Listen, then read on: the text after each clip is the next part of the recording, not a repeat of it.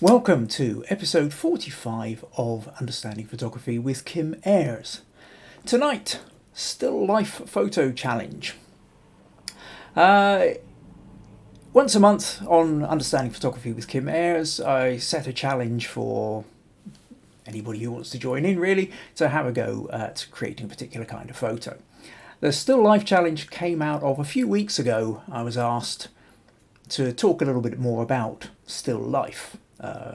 Given current lockdown conditions for many people, being able to shoot something at home when you can't go journeying very far and you can't mix too much with friends and family, it seems like a pretty good idea. So over the last couple of weeks I've been sort of investigating it, was talking at length last week about still life photography and setting up ideas ready for this week's challenge.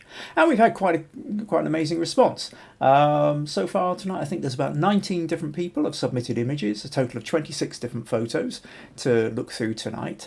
And again, in a slight difference to the way the standard programs go, where I tend to kind of give in-depth critique to a selected number of images. Whilst there will be some critique this week, it's much more about sharing the images and gaining inspiration, because on the one hand we all know we can take photos at home, on the other we kind of feel a blank almost. Everything in the house is so familiar. We can struggle to get a sense of, what's interesting, what can I make interesting. So this is where I think seeing what other people are doing becomes especially useful in photography. It sort of break us out of our own mindset. So here we are, live on Facebook. Leave me a comment, let me know you're here, let me know where you're from.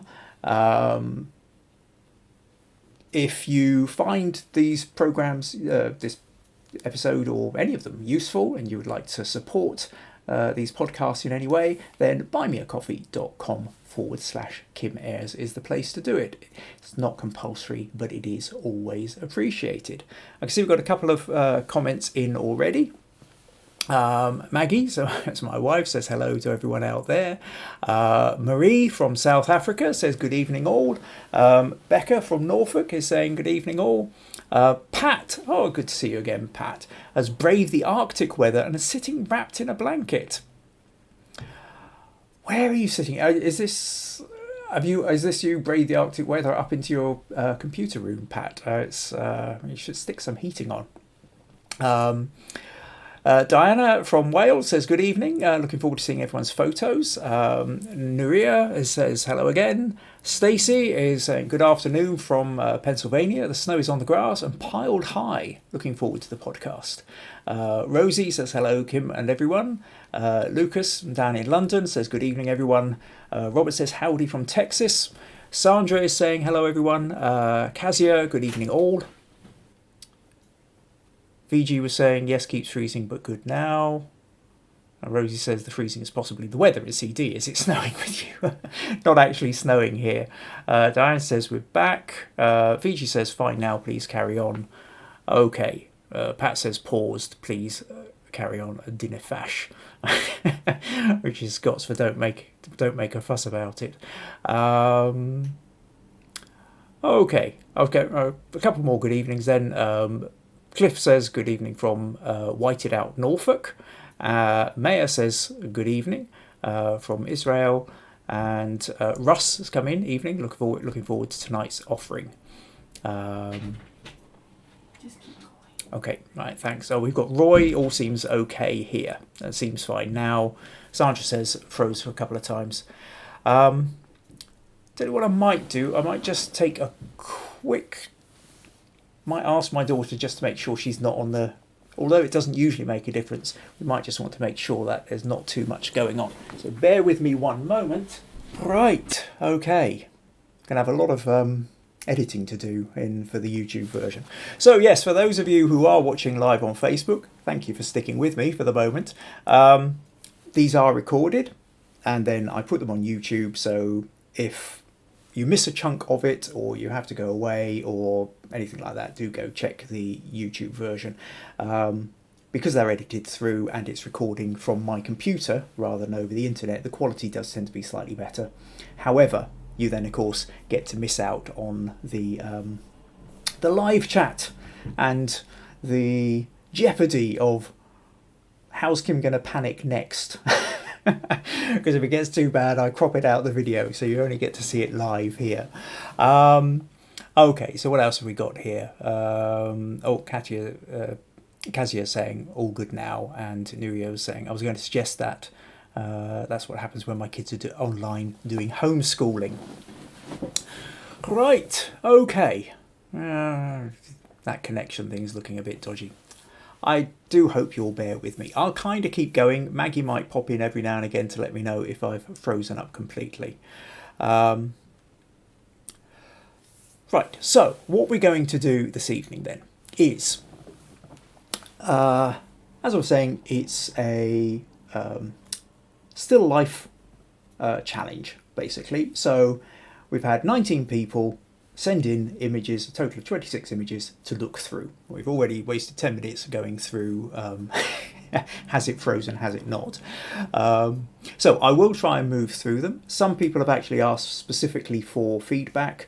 Others haven't, so we'll just work our way through the photos and hopefully be inspired. This is the real idea, because just to sort of talk briefly for a moment about the purpose of things like these challenges is, or even the podcast in general, is this is about sharing. This isn't about one-upmanship or photographers trying to intimidate other photographers. We're all passionate about the subject. Everybody's at different stages, different levels. Everybody's got things they're really good at, things they're quite mediocre at, and things they're appalling at. That includes me.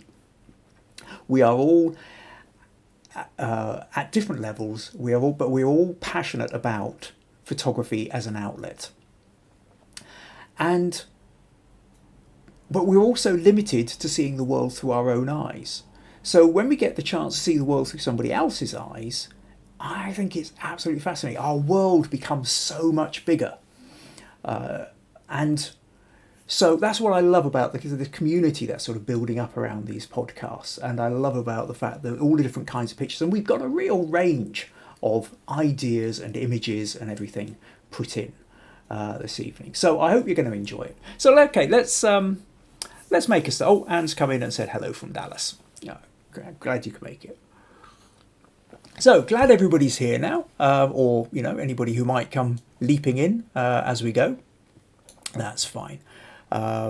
Okay, Becca's got video working, but not the comments. Right. Okay, never mind. I'm still with you. Okay, well, hopefully that comment has come out and you'll be able to read the comments that run afterwards there, Becca. So what I'm going to do now is we'll start with Diana from Wales. Now, Diana, so let's flip across here. And Diana said, this is my second attempt at a still life. I'm aiming for the classic painterly feel with objects I found around the house. The light is natural from a north-facing window. The only cloth I had was blue, but I thought it was too small. But as it was small, I thought it would be acceptable. To avoid blown highlights, I slightly underexposed and adjusted this in post. I also warmed the colours slightly and reduced the shadows. The original background was a grey sheet, but there were too many creases. So she's gone from a grey sheet to a yellow piece of fleece, looks something like that. So what Diana's done here then is kind of like the pictures we were talking about last week. Has gone for a kind of classic still life, fruit, cheeses, glasses, wine, jugs. So it's all about texture, light, reflection, and what have you. Now, and like what I was doing last week, the idea of using natural light, and in fact, if we can see here reflected in the wine glass here, we can see the window. Looks like you've got some kind of thin net curtains there. We've also got the reflection of in the jug on the side here. Now, what I would say, Diana, with this is although I really love the arrangement, the collection of what you've got, it kind of feels like it's leaning over a bit, to, sort of leaning to the left somewhat. So if I let me just sort of show you briefly. Now it looks like you've probably used a fairly wide angle lens on that, 19 millimeters, and so it looks like you've a fairly wide angle lens and in close. And what that's done is it has kind of distorted the knife a bit. You can see the knife handle looks much larger in comparison to what I imagine it probably would be. What I might have suggested is if you stepped back out a bit and zoomed in, then you might actually find the proportions work a little bit better. But what I would also say is if we just tilt this a little bit like that, just maybe even round like that, level out the wine there. And then got the content aware. So that will just sort of fill in a few of the gaps. I think you can kind of see it automatically kind of feels like a little bit more comfortable. It also feels like there's quite, although I can understand you underexposed in order to not blow out the highlights, it does feel like there's sort of detail lost in the shadows somewhat. So if I just, we just quickly pull this into raw, just because it's the easiest way for me to do it. If I kind of pull the shadows up a bit, you can see there's quite a bit of detail there in the grapes, which maybe could have sort of pulled out a little bit more. Now that's sort of made everything a little bit lighter. I think maybe could possibly add a little bit of a vignette on this, just to kind of on the edges there. And then if we increased the texture a little bit, maybe the clarity, I think you end up with something a little bit like that. Now if we compare that to the original, I think it just sort of helps lift it a bit. So that idea really, you've got all these wonderful textures within the picture, so look for ways to kind of bring them out. And just like you have to be careful about blowing things in the highlights, you also have to, I think with a lot of these still lives which are particularly kind of emulating paintings, is to really try and still have some of the details in the shadows. It's very easy to sort of drop everything into the blacks, but in a lot of the paintings there's an awful lot of subtlety in the blacks as well, in the shadows. They're never fully black, so it's always worth that. But on that, I think that's great. A lovely collection, nice sense of the cheese and the apples and pears and grapes and the wine, rather mouth-watering. So thanks for sending that in, Diana. Right, okay. Next one, this is from, actually I'll tell you what, before we do that, what I'll do is I'll flick backwards and forwards into the comments in between pictures, so that we can, so if you want to comment on the pictures as I put them up, I can take a look at them in the and we can chat about them, and if there's any questions, it's an opportunity to explore a bit more with this whole subject. Okay, Cliff says, really love your reason for producing the podcast. I, for one, have taken many ideas from other people's photos and look forward to incorporating them into my own photography. Oh, thanks, Cliff. That's good to know that's working then. Brilliant. Pat, yum, do so, love a bit of brie. Cool, excellent. Okay, Marie says, all well here. Oh, good, sort of that's finally catching up, that's good. VG says, grapes are definitely coming out well now, nicely arranged. And that's her, and Diana says, thank you. Wow, okay, that's great, glad to help. So glad that was, so that's us kind of underway. So next one I want to move on to is Brian. And where are we? So Brian just very briefly says, one of my first images of still life. And so yes, sort of, you've got the basic idea that, you get up a cloth, have some fruit, you've gone for a bowl of fruit. I must admit, I absolutely love this little misshapen apple down in the foreground. And in fact, actually, it's such a beautiful shape. I kind of feel like I would love to make more of it. The main thing I would say, a couple of things here, really, Brian. I would say, first of all, we've got down in this bottom corner, you're sort of showing the cloth, the edge of the cloth, which is kind of detracting attention away from what we're trying to do. And again, if you've got access to Photoshop or other editing imaging software, that can be as simple as doing that, and immediately we've kind of, that bit is no longer grabbing our attention. The main thing I would say here, Brian, is the lighting looks a little bit, the lighting looks quite low, and it looks like, almost like a torch or something down at table level. And it's hitting this side of the fruit, and then the rest of it is kind of falling into the shadow. And I think that really one of the great things, if you're really sort of wanting to play with fruit in a still life thing, it's the notion of the shadows can become really important. You want to try and play around as much with the texture as you can. If you had a slightly larger light source sitting a little bit higher, and then I think that was sort of, you would get the light. So you were not just, it's quite a small light source this, which is giving quite a hard shadow. If we look here, we can see quite a hard shadow on here, and then sudden bursts of highlight. And you see the shadow and highlight on the orange, whereas the lemon in the background doesn't have any of that light on it at all. And I think probably what's happened, whether it's a table lamp or a torch that you're using, I think this kind of photography, this, when you're talking about bowls of fruit, and it is essentially paying reference to painterly style still life, I think you kind of want to be looking at the way they were using light in paintings. So, that idea of a large window or a large softbox, if you're using a lighting system like that, or even if you've just got a lamp or something, take it further back. Have it at a little bit of little bit of height, so that the light is going across the whole of the fruit, so the fruit at the back can get picked up just as much as the stuff at the front. Not overhead, because that would, again, you want that kind of 30 to 45 degree angle. Take it from a further distance back, and that will sort of spread the shadow a little bit more.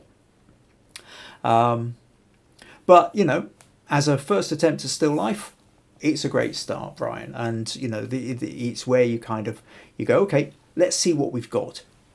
Let's get a bit of cloth, put some fruit there, and start playing. And that's really what we do. So thanks for sending that in. Hope you found that useful. Okay, so just close that and close that. And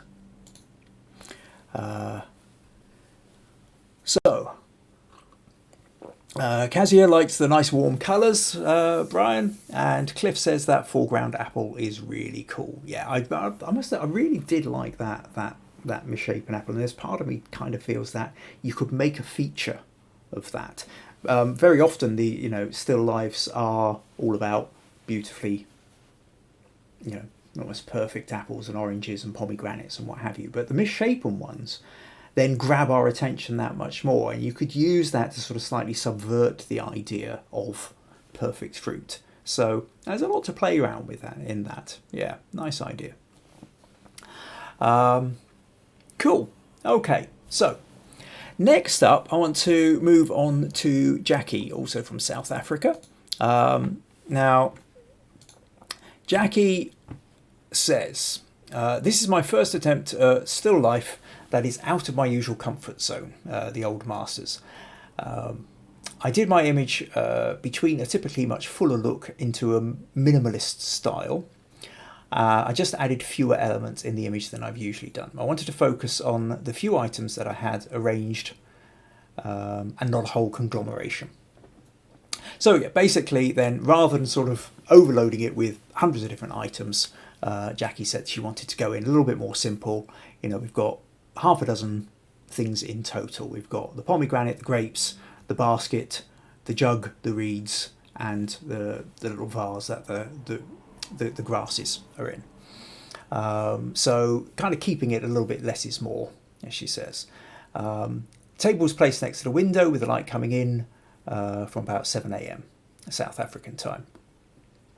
Darkened down the exposure, so talks a little bit about how she played. Now, interestingly here, she says the background is a smoky colour from a piece of hardboard I spray painted and thought would match perfectly with slightly mottled cream tablecloth.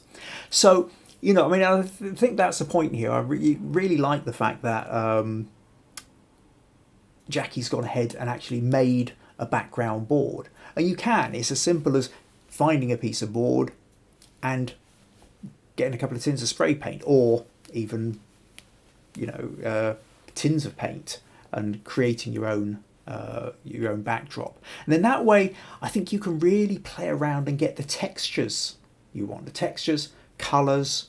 You've got a piece of board, you've got two sides. You can immediately have, a lighter kind of thing or a darker, whether you want to do mottled, whether you want to do splatters. There's a lot of potential there. There's even the idea, I've seen people do, they'll have, like, if you use chalkboard paint, and just make it all completely black, and then you can actually literally draw different backgrounds on it at the same time. So don't be afraid of that idea of actually making your own background. So that's great, Jackie. Really, that was a great idea. So now, my first thought with this is it feels a little bit like it's sort of shifted over to the left a little bit too much. There's a large space to the right, which isn't really doing anything. Now, but Jackie says, I placed the arrangement slightly to the left to give it more breathing space on the right, and wanted a close-up without the image being centrally situated, compositionally wise. She says, I obviously placed the large jug at the back and matched the smaller vase and its colour with the reeds. So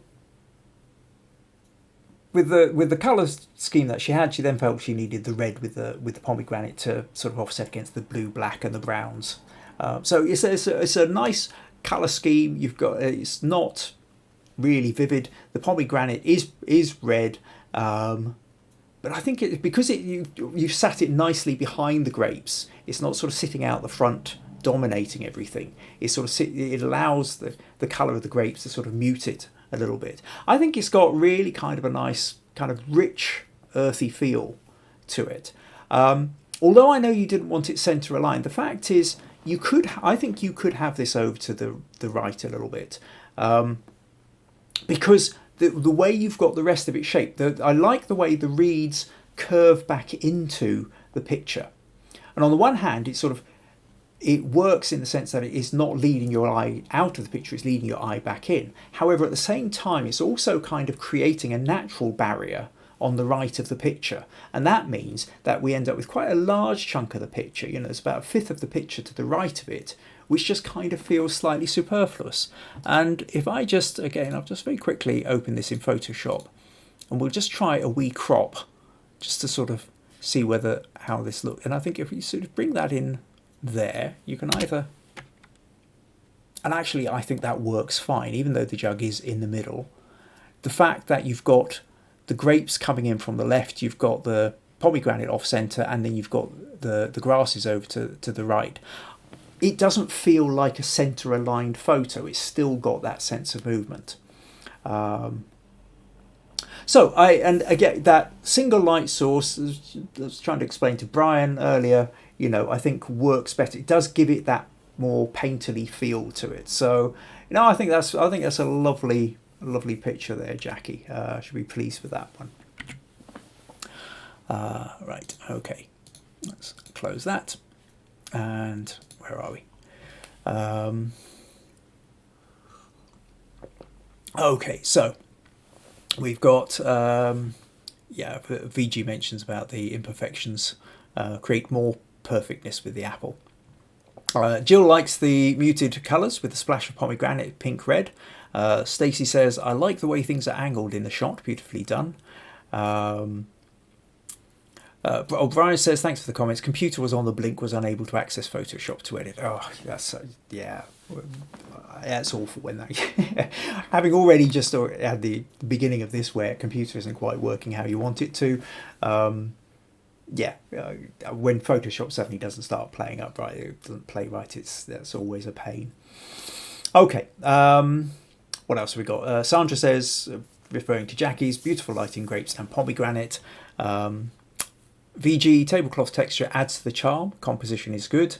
Russ says, love the colours in this and the angle of the grasses, not sure about the space to the right, I find it a little distracting. Yeah, so Russ is sort of similar to me with that sense of the gap, the space on the right. Becca feels very rustic and authentic, love it. Naria thinks it looks much better with the crop. Russ agrees the crop's more pleasing. and Stacey says it works slightly better sitting in the centre. So looks like there's a sort of a little bit of an agreement, not just me. So something to think. However, Jackie, it's your photo, and if you're more comfortable with that, that's perfectly okay for you to be that. I should say or reiterate, because I'm sure I've said this before. All these are suggestions. I can give you, my ideas.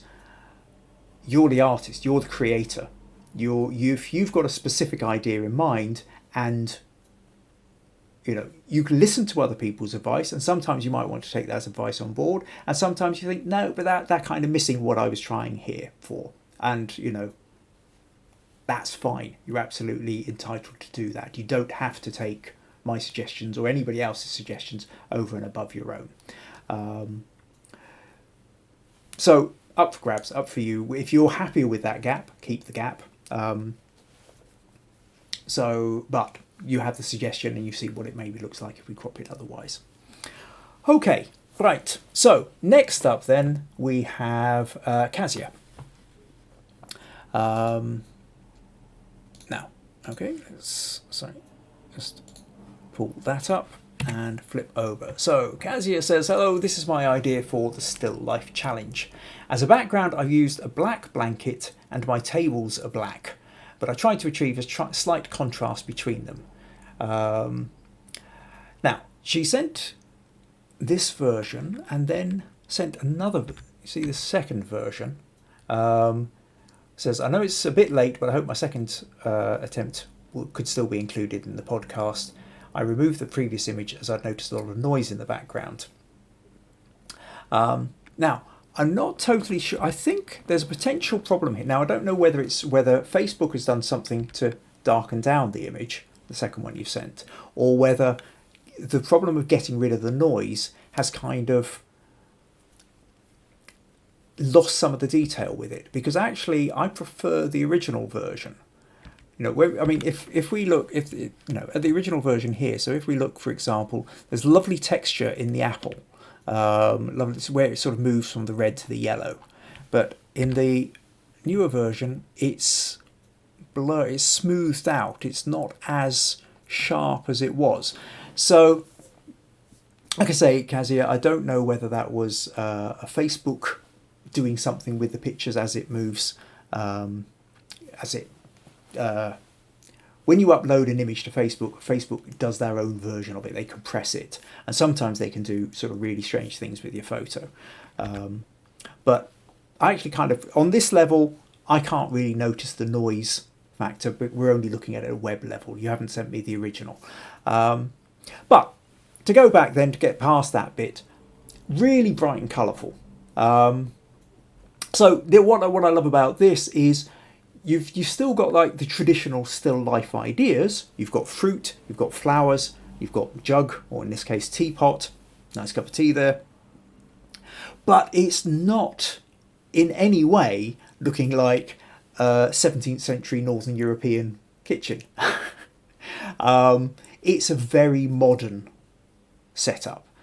Really bold, bright colours accentuated against the black background.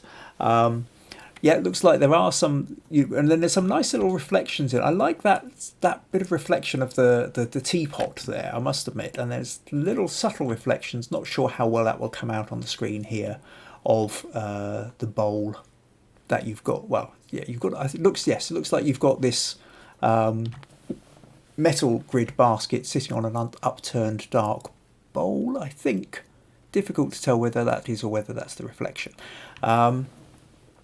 So yeah, I'm not sure totally about what's going on underneath, and I think slight little bit of confusion would be good if that was cleared up a little bit, whether we could see it a bit more clearly so we would know what the bowl was like, or if it was sort of darkened and taken out, or things were removed so that it wasn't interfering. I think if there are elements within the picture, the elements need to be complementing rather than distracting from anything. If there's ever a bit where you're looking at a photo going, well, why is that bit there, or what's that, and it's not obvious and it's not or easy to work out, then it's kind of detracting from the narrative. All the time I'm thinking, what's that sitting on? I'm not enjoying the colours and the relationship of one element to another. The bitten into apple, I like the fact that you've got a bite out of it, but it does feel a little bit kind of lost over on the left. And I would also, I think, like that cup in the foreground, brought just a little bit forward a bit. Nothing else is actually touching the bowl, so that the metal tray basket thing. So the cup kind of feels like it's right up against it. I would sort of just pull that out a little bit. But other than that, I think I love the idea that you've taken this idea of traditional still life, but put a very, very modern kind of feel to it. So yeah, really bright and colourful. So thanks for that idea, Kazia. Right. Oh, okay. Yeah, Sandra says she preferred the original image, and Stacey says she preferred the original. Excuse me. VG says the half-eaten apple, if arranged elsewhere, would have been more of an attention grabber, but very colourful. Yeah, I think you've got that apple, and in fact, actually, let's just flick back a moment, because I also want to just say with that apple it is one of those things, because the bite is pointing out the way, off to the left. I think there's a bit where it kind of it's sort of drawing your eye out of the image, and I think if you sort of turn that about 90 degrees anti-clockwise, so that the bite was more on the right of the apple than the left, that would help also kind of pull it in. Another option here would have been to swap the apple and the little flowers in the foreground. I think the flowers could have then added, and then... So there's ways to play with it. There are different... But that's the thing with still life. Still life is an arrangement of inanimate objects, and how you arrange them is what it's all about. And there's pretty much infinite possibilities. Okay.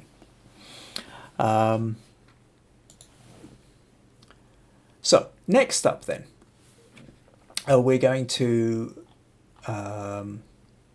go to Stacey. So let me flick over to Stacey. So now Stacey has gone for why is that gone that? Right, okay. Stacey's gone back to that more traditional approach of bottles, wine, bottled wine, jugs, fruit. And she says, I got some items from the thrift store and added some fruit. The bottle doesn't actually have wine in it, it's food colouring to make it look like wine. I did not want to put out a glass because it would probably mucked it up too much, and besides I wanted everything to be more centred, so it really did not have to do with the wine. It's more of a dressing on the table. I bought a green piece of fabric and added some texture as if it was the back of a canvas. As for lighting, since it's snowing again, the lighting near the window is bleak, so I made some artificial light with 2 lamps which created some shadows. Anyway, here's a different still life than just flowers in a scene. So, whilst there is a kind of plant thing on the left, she's not gone for the flowers. Now, interesting, I do actually just want to say about the notion of light, because there's an interesting thing here where the eye gets fooled. You say it's snowing, so it's a dull light. I still think that would have been perfect to have by the window and use the natural window light, because unless you've got actually really powerful lights, daylight is still going to be stronger than pretty much any other natural lamp or torch light or anything else you're likely to have in the house, unless you've got some off-camera flashes which can really give a large burst of light. Actually, natural daylight, even on a dull day, is considerably brighter than you think it is. And if you can ever get hold of a light meter, you can check this out. The other thing is back to that idea of actually having light from a single light source, just from one side, as opposed to 2. I think if you're going for that traditional sort of layout, as you have here again, which is looking sort of emulating the painting idea, is I think maybe 1 which would give it a little bit, because whilst some of the shadow, you do have a little bit of shadow, say in the bottom of the apple here, that's only because that happens to have been hidden by both lights. Most of the light and the rest of it is sort of, you are lit from both sides. So I tend to feel kind of missing some of the real texture and shadow that you could get across. So I would really, if you were going to sort of do another version of this, I would really be tempted to sort of, stick it by the window side. Dull day is great. You don't want hard sunlight, but actually a snowy day will still bounce plenty of soft light around, and coming from one side could create some really beautifully creamy shadows. Another thing I would say is it feels like there's a lot of green going on. Maybe you had red apples here or black grapes. That would sort of help break up sort of large chunks of fairly similar colour. Having said that, I like the arrangement. I like the fact the grapes are spilling out of the bowl. And what I think really works well is I like the fact that you have both jugs pointing inwards.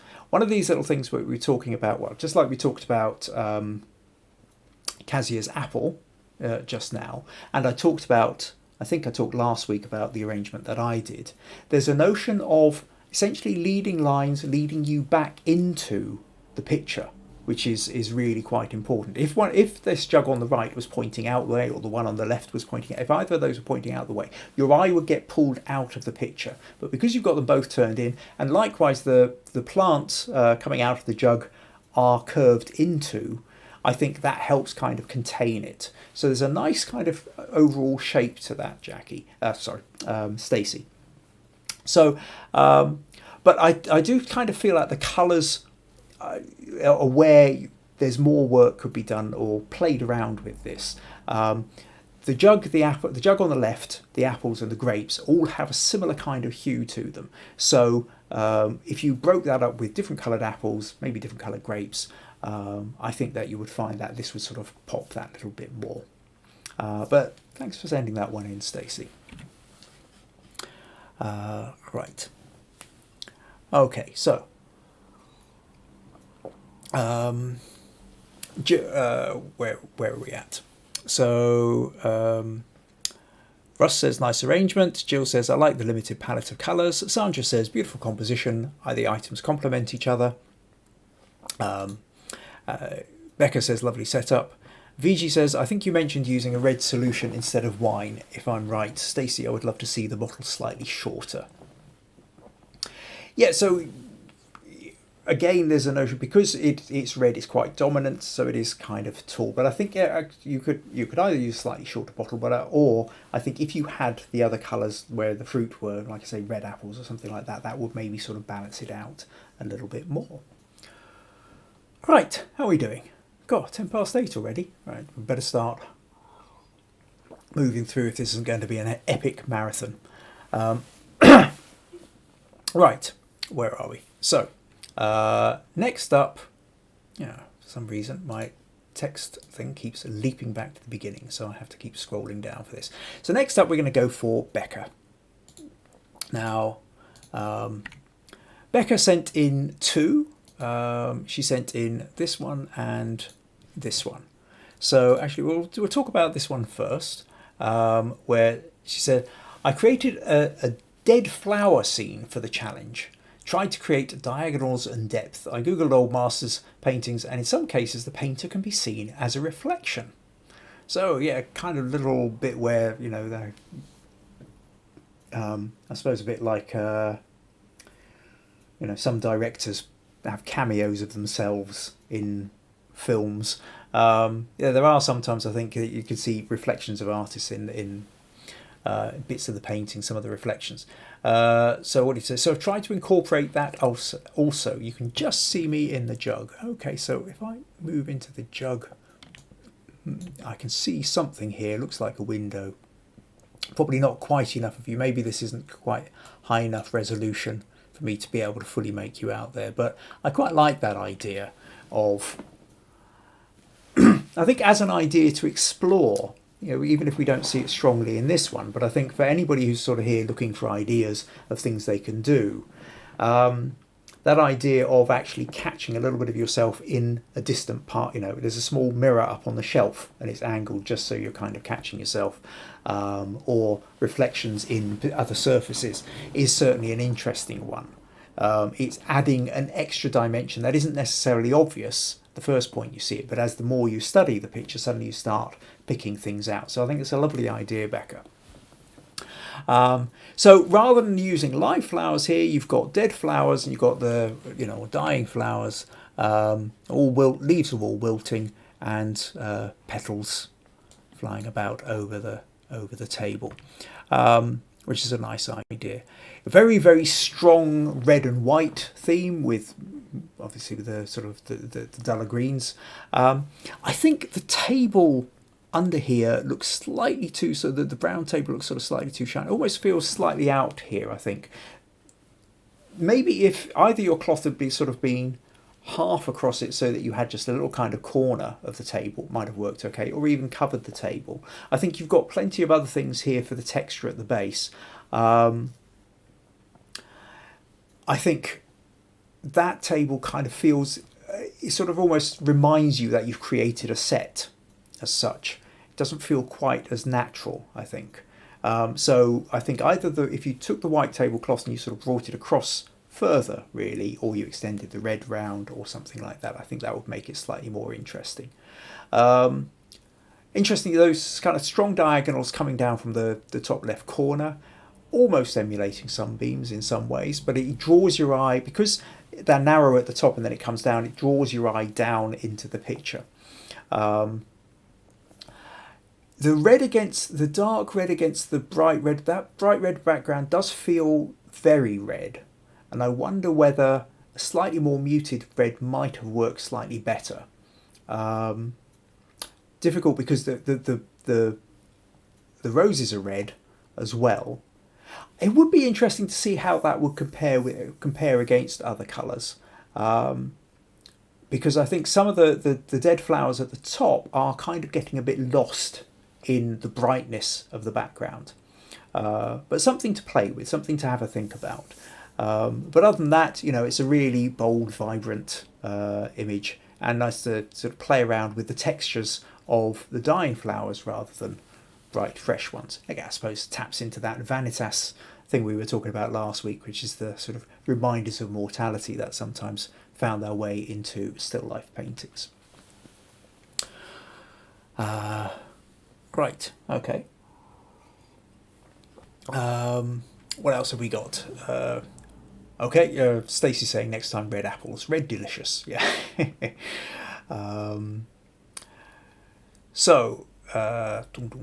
Where are we?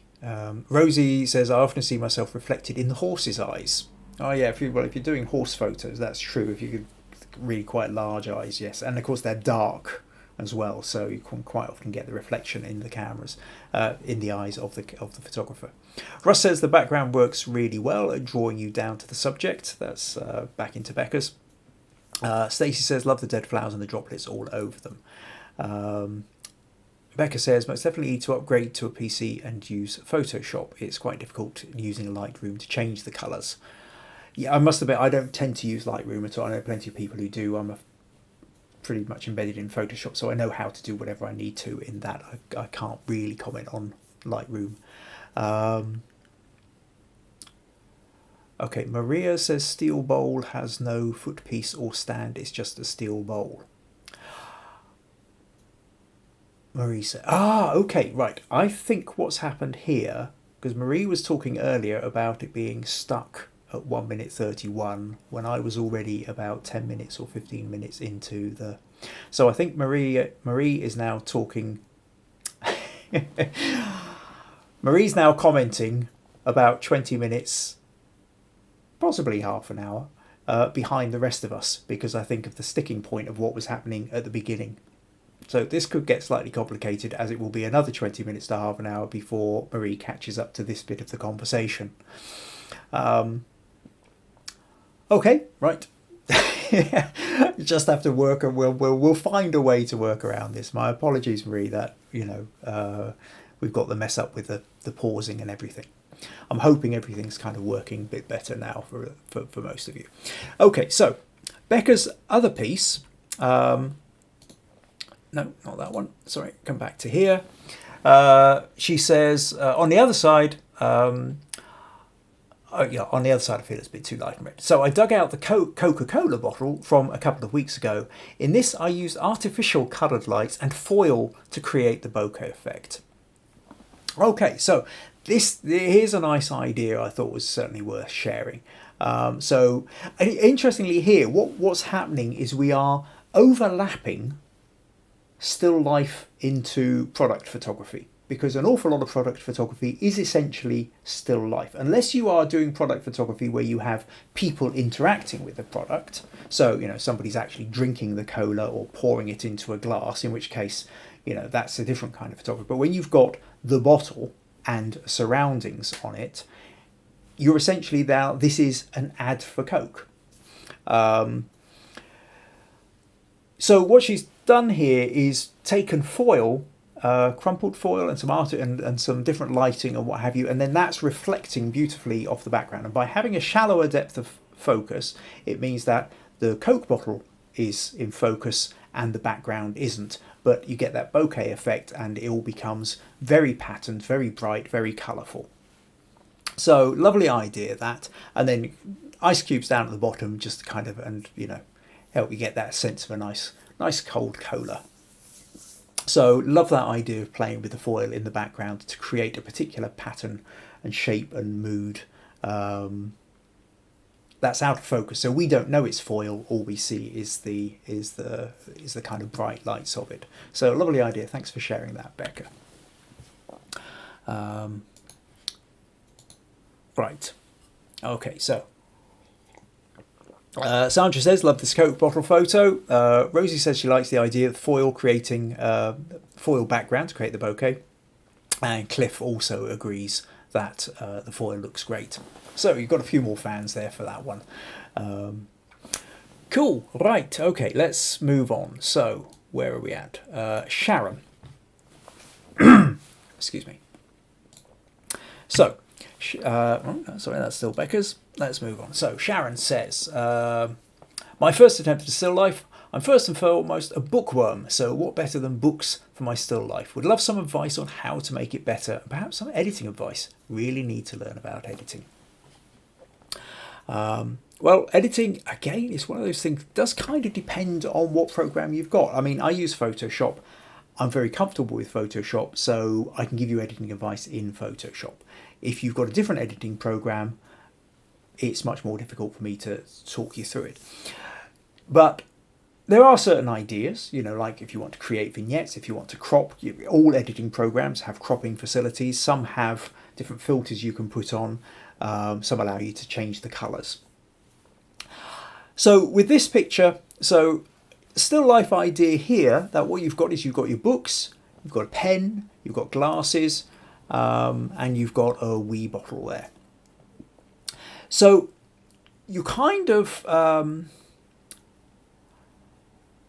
now, what I wonder is about the bottle, in fact. Whilst actually I think the bottle adds a nice little bit of texture and a little bit of reflection to it, the fact is that the narrative of your photo here is about the books. It's about the books and the glasses. And again, I'm not even sure the pen is in place. There is a thing here whereby, to go back to that notion of, if you have an element in a photo, you have something. So you've got a Coke bottle, that's fine. You then have another element, like the ice cubes, then you've immediately created a relationship between the two of them. And if you have a third element, that in turn creates a relationship between each of them. And so every item in the photo creates a relationship with every other item. And what you need to try and do when working with still life, this is true of all photography, but particularly working here with still life, is to make sure that each element of the photo is creating the right kind of relationship. It feels a part of it, is enhancing the overall narrative of the photo. Now, I think the powerful part of this narrative, you say you're a bookworm, so you've got a stacked up crime novel books. I like the fact that they are uneven and that they're at sort of different levels. That's great. That creates an interest. The book in front, I tend to feel, because the pages are light, feels a bit overwhelming. It's now you've broken it up a bit with the folded glasses. That certainly helps. I'm not sure whether being slightly further back, and so that you had more space around the front of the book, might have sort of contained it a little bit better. But the bottle does feel slightly out of place. I'm not sure what the bottle is doing. Now, change this a moment to say you create a bottle of ink, an inkwell or something, and then you've got a fountain pen, and then instead of an open book that you're reading, you've got like a journal that you're writing in. Then maybe the bottle would fit more easily. But at that point, then you go, the crime collection in the background would make you then think that you're a crime writer, if that's what you're doing. So think about the elements that you've got. I think you could, again, with this one, the top quarter of that is just black. There's nothing really happening much to it. So I think you could quite easily lose.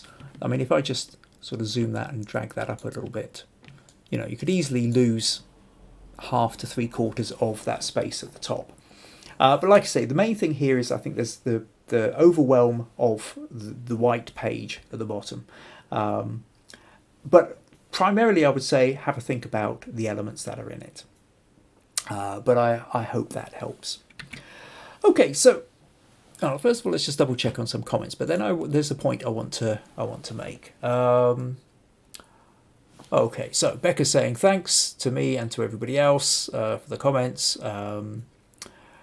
Sharon says, I was originally going to put a cup and saucer with tea, but I don't like the cup. Didn't like the cup and the saucer that I had. Well, yeah, that is always a bit of a problem, It's trying to find the elements that are going to work. So what else have we got here? Stacey says, okay, she's talking about, in fact, being more knowledgeable about Photoshop, or she's been using Lightroom. Becca likes your idea. Sharon, there's an intensity in this. I like your idea, says Sharon. Sorry, says Becca to Sharon. Sharon says, very helpful, thanks. And Rosie says, I like the elements here and the colours are dramatic.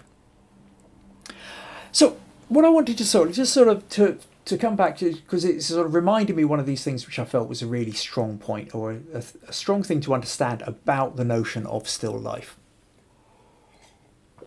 as opposed to other forms of photography. And the primary difference, and why a lot of people who've entered, I think you've never been doing fantastically well, but I can tell by the sort of comments that have been coming in with it, or the descriptions, the difficulty with it. And part of that difficulty comes from the fact that it's creation, not capture. I meant to talk about this last week when I was talking about still life, completely went out my head, but it's a really important distinction. For most people, for most photographers, photography is about capture. What happens is you go out and you capture the sun setting, you capture the squirrel in the tree, you capture the crocus pushing up through the snow, you capture the rust on the door handle. You capture the shape of the buildings or the child running in the park. Most of us are kind of hunters in a way, or even scavengers when it comes to photography. We've got our camera and we're looking for something that's already there to photograph. The difference with still life is it's not already there. You're creating it. You are taking all the elements and you are placing them into the picture. And anything that's in there that shouldn't be, it's up to you to remove it. It's up to you to notice that it shouldn't be there and remove it, or replace it, or turn it, or change it. And that's whether that's the lighting, whether that's the objects, whether it's the background, and how the camera is then interacting with those elements. So are you doing like I did last week, which was where I had a very narrow aperture. I had an f/18 so that everything was sharp from the front to the back. Or are you doing more like Becca's Coke bottle, where you have a more narrow depth of focus so that the background is deliberately out of focus? So it's the ultimate genre as such for you to take control. And you are taking control not just of the camera, but of all the bits in the scene. And I think there's huge fun, huge creativity to be had with that. Now, for those of you who know my photography a bit better, especially my kind of large stage narrative shoots. Some of the ones that I've talked about, you know, whether it's things like the in-house chocolate 7 Deadly Sins or whatever, where these narrative shoots are also, everything is arranged, all the people are arranged, but then the outfits are arranged, and the hairdresser and the makeup artist are arranged, and the background and the set and everything that goes into it is arranged. Essentially, the sort of tableau style of photography that I do quite a lot of is, in a way, like a kind of large still life, only I'm using people in it as well. I'm setting all the elements. And so still life for you can do on a tabletop with a window light. So it's the simple, and you can do it with whatever happens to be lying around your house. So in a way, it's the most accessible, but in other ways, it's kind of one of the most taxing, and it's one of the most difficult to do really well, because you've got so many different elements. You're not just worrying about all the settings you're doing on the camera and what's happening. You're arranging the light, you're arranging the elements and working out what elements you should have in there and how they are interacting with each other. So that notion that still life is about creation rather than capture is a really powerful distinction, a thing to remember. And so if some of you have been kind of thinking, oh, it's the frustration here, I would imagine that for those of you who are getting most frustrated with it are those of you who are more used to doing capture style photography, who are more used to photographing wildlife or landscapes or even your nephew or your grandchild or something, you know, whatever happens to be there, rather than actually creating the scene. So it's not really a tangent. I thought it was a point I really wanted to make last week, but I thought worth reiterating just how. Okay, so what else have we got? So a couple of comments more. Oh yeah, Roy's suggesting maybe you could have had a glass of whiskey instead of the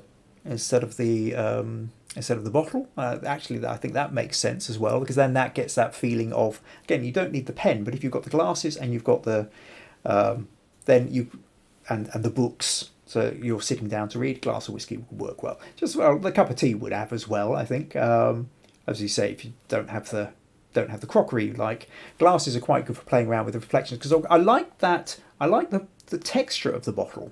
I like the glass reflections of the bottle, but it's just the bottle itself seems kind of out of place. So yeah, a glass of whiskey or some such thing might work quite well. What else have we got here?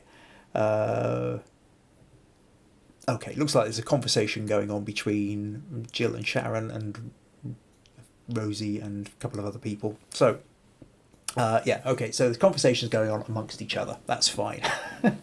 No need for me to leap in on those ones. So next I'm going to talk VG. Right, okay, brilliant. So let me flip back over here and all right, flip on to the next image. Now, VG sent me two.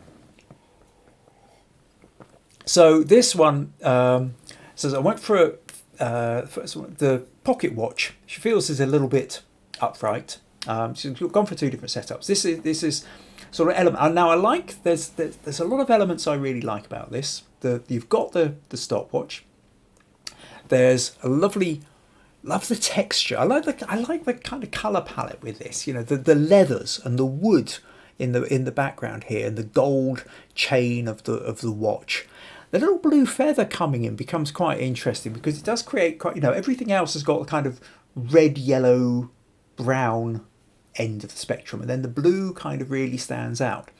Having said that, because it stands out, I'm not sure it's necessarily placed.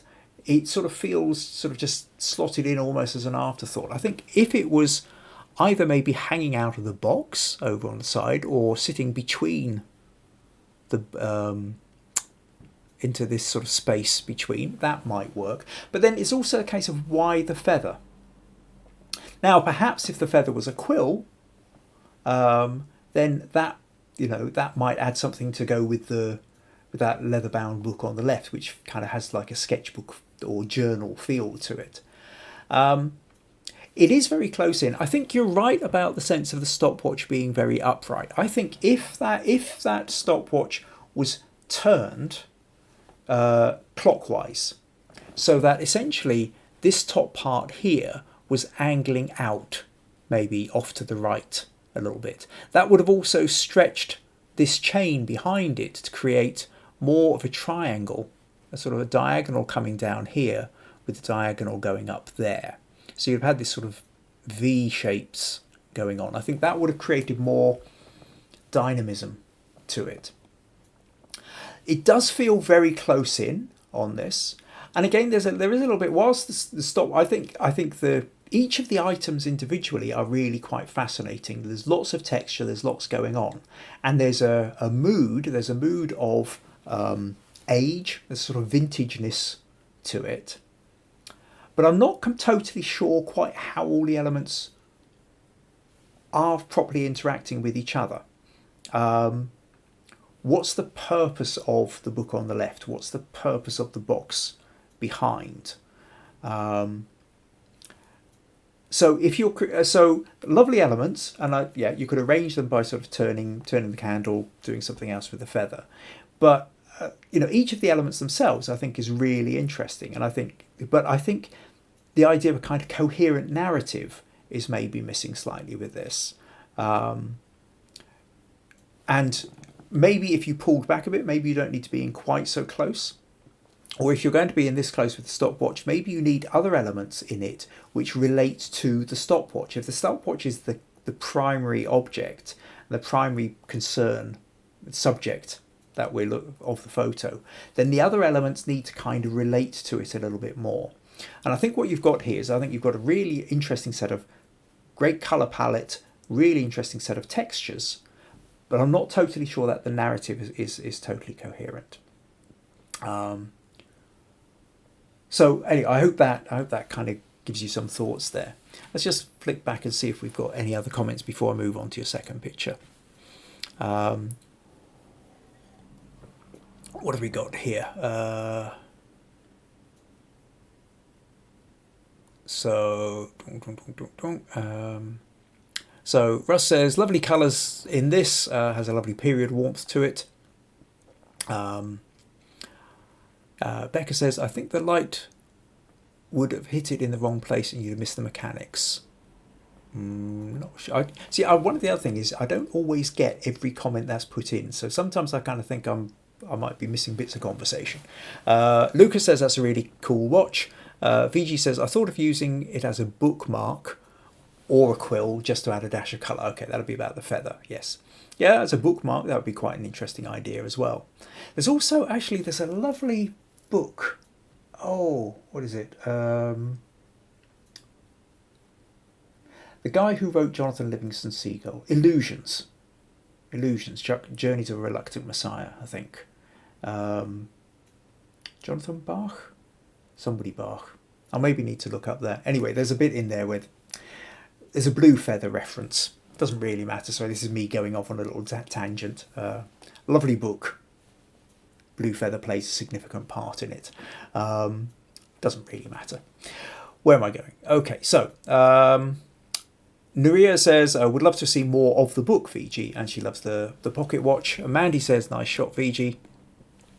Stacey says, love the texture and the angles. I believe Kim is right about the feather, and the watch should be very slightly turned, very rustic. Rosie says, I love the watch and would like to see more of the book. Lovely textures. Sandra also says the book has a lovely texture. So you've definitely got something to go back to with the book there, VG. Everybody's kind of interested in the texture. It's got a lovely look to it. Cliff says, for my eye, this is really pleasing image, stunning watch as a subject. Richard Bach. Yeah, VG. Okay, so VG knows the book exactly. Illusions, Richard Bach. Cool. Okay, that's nice then. Good. I was making a reference on your photo, and you know the book that I'm talking about. Cool. That's nice to know.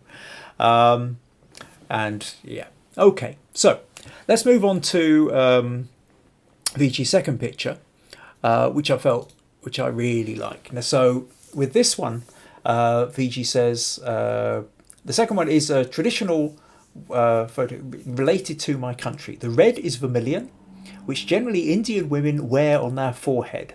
And the yellow flower is turmeric, a spice used in cooking and also used as an antibiotic for the skin. With a wooden ladle and bowl, I thought it would make perfect still life photography. And I really like this VG, and I love, there's a couple of things I think it's a lovely shape. I like that nice kind of pyramid that you've got, the mix of the colours. Hmm? Oh, right, sorry. By mistake, Maggie's just come in to tell me to show the photo. One of these days I'm going to notice this. Okay, so yeah, here's VG's photo, with the wonderful colours of the turmeric and the vermilion and carved wooden bowl and scoop. So what I was saying is, what I really love about this is that it's referencing you, where you live, what's important to you, part of your culture. It doesn't have to reference Northern European 17th century painters. You're in India, these are spices, flowers, colours, implements that you use. And what's normal and everyday for you can be exotic and otherworldly to other people. It's like some of the conversations you and I have had, VG, about the notion of rain.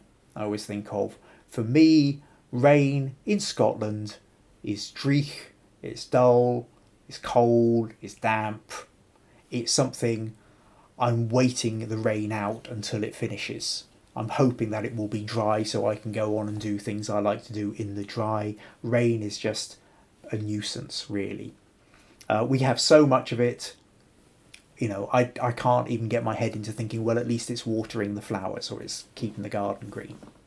Whereas for you, I know that because there's a large dry season, when the rain comes, the rain is something to go out and dance in. The rain is something to go up onto the roof and lie down in. The rain is something to sit on the back of the motorbike with your husband and drive through and get soaking wet. It's a time of excitement and fun. And so something which is everyday and ordinary and dreich and just I wouldn't give a second thought to you is almost wildly exotic. And so the other way around. And everybody here, every person, and even, everybody's life is individual. Everybody's experiences are individual. And even those of us who are superficially sharing the same kind of culture, I might be living 20 miles down the road from Brian in Dumfries or 50 miles along the road from Rosie in Whithorn. But our personal experiences of this corner of Scotland, our personal experiences through life are all totally different. And if you can get past that idea of this is normal and ordinary for me, therefore it would necessarily be boring to somebody else, you can quite often find that other people can be completely fascinated by what you find as ordinary, just as we can be completely fascinated by what somebody else finds as ordinary. So I love this idea of the spices. Now, in terms of I think what would improve this in a couple of little ways. One is I really do just want a little bit more room to breathe.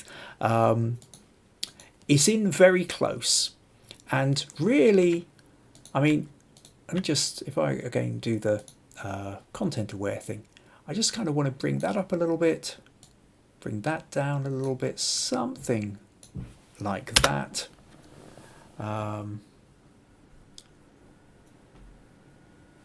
And excuse me, yeah, something as simple as that. Suddenly I feel, okay, there's a little bit more. I can see more. We would get more of the spice and flour which has been spilt around the bottom.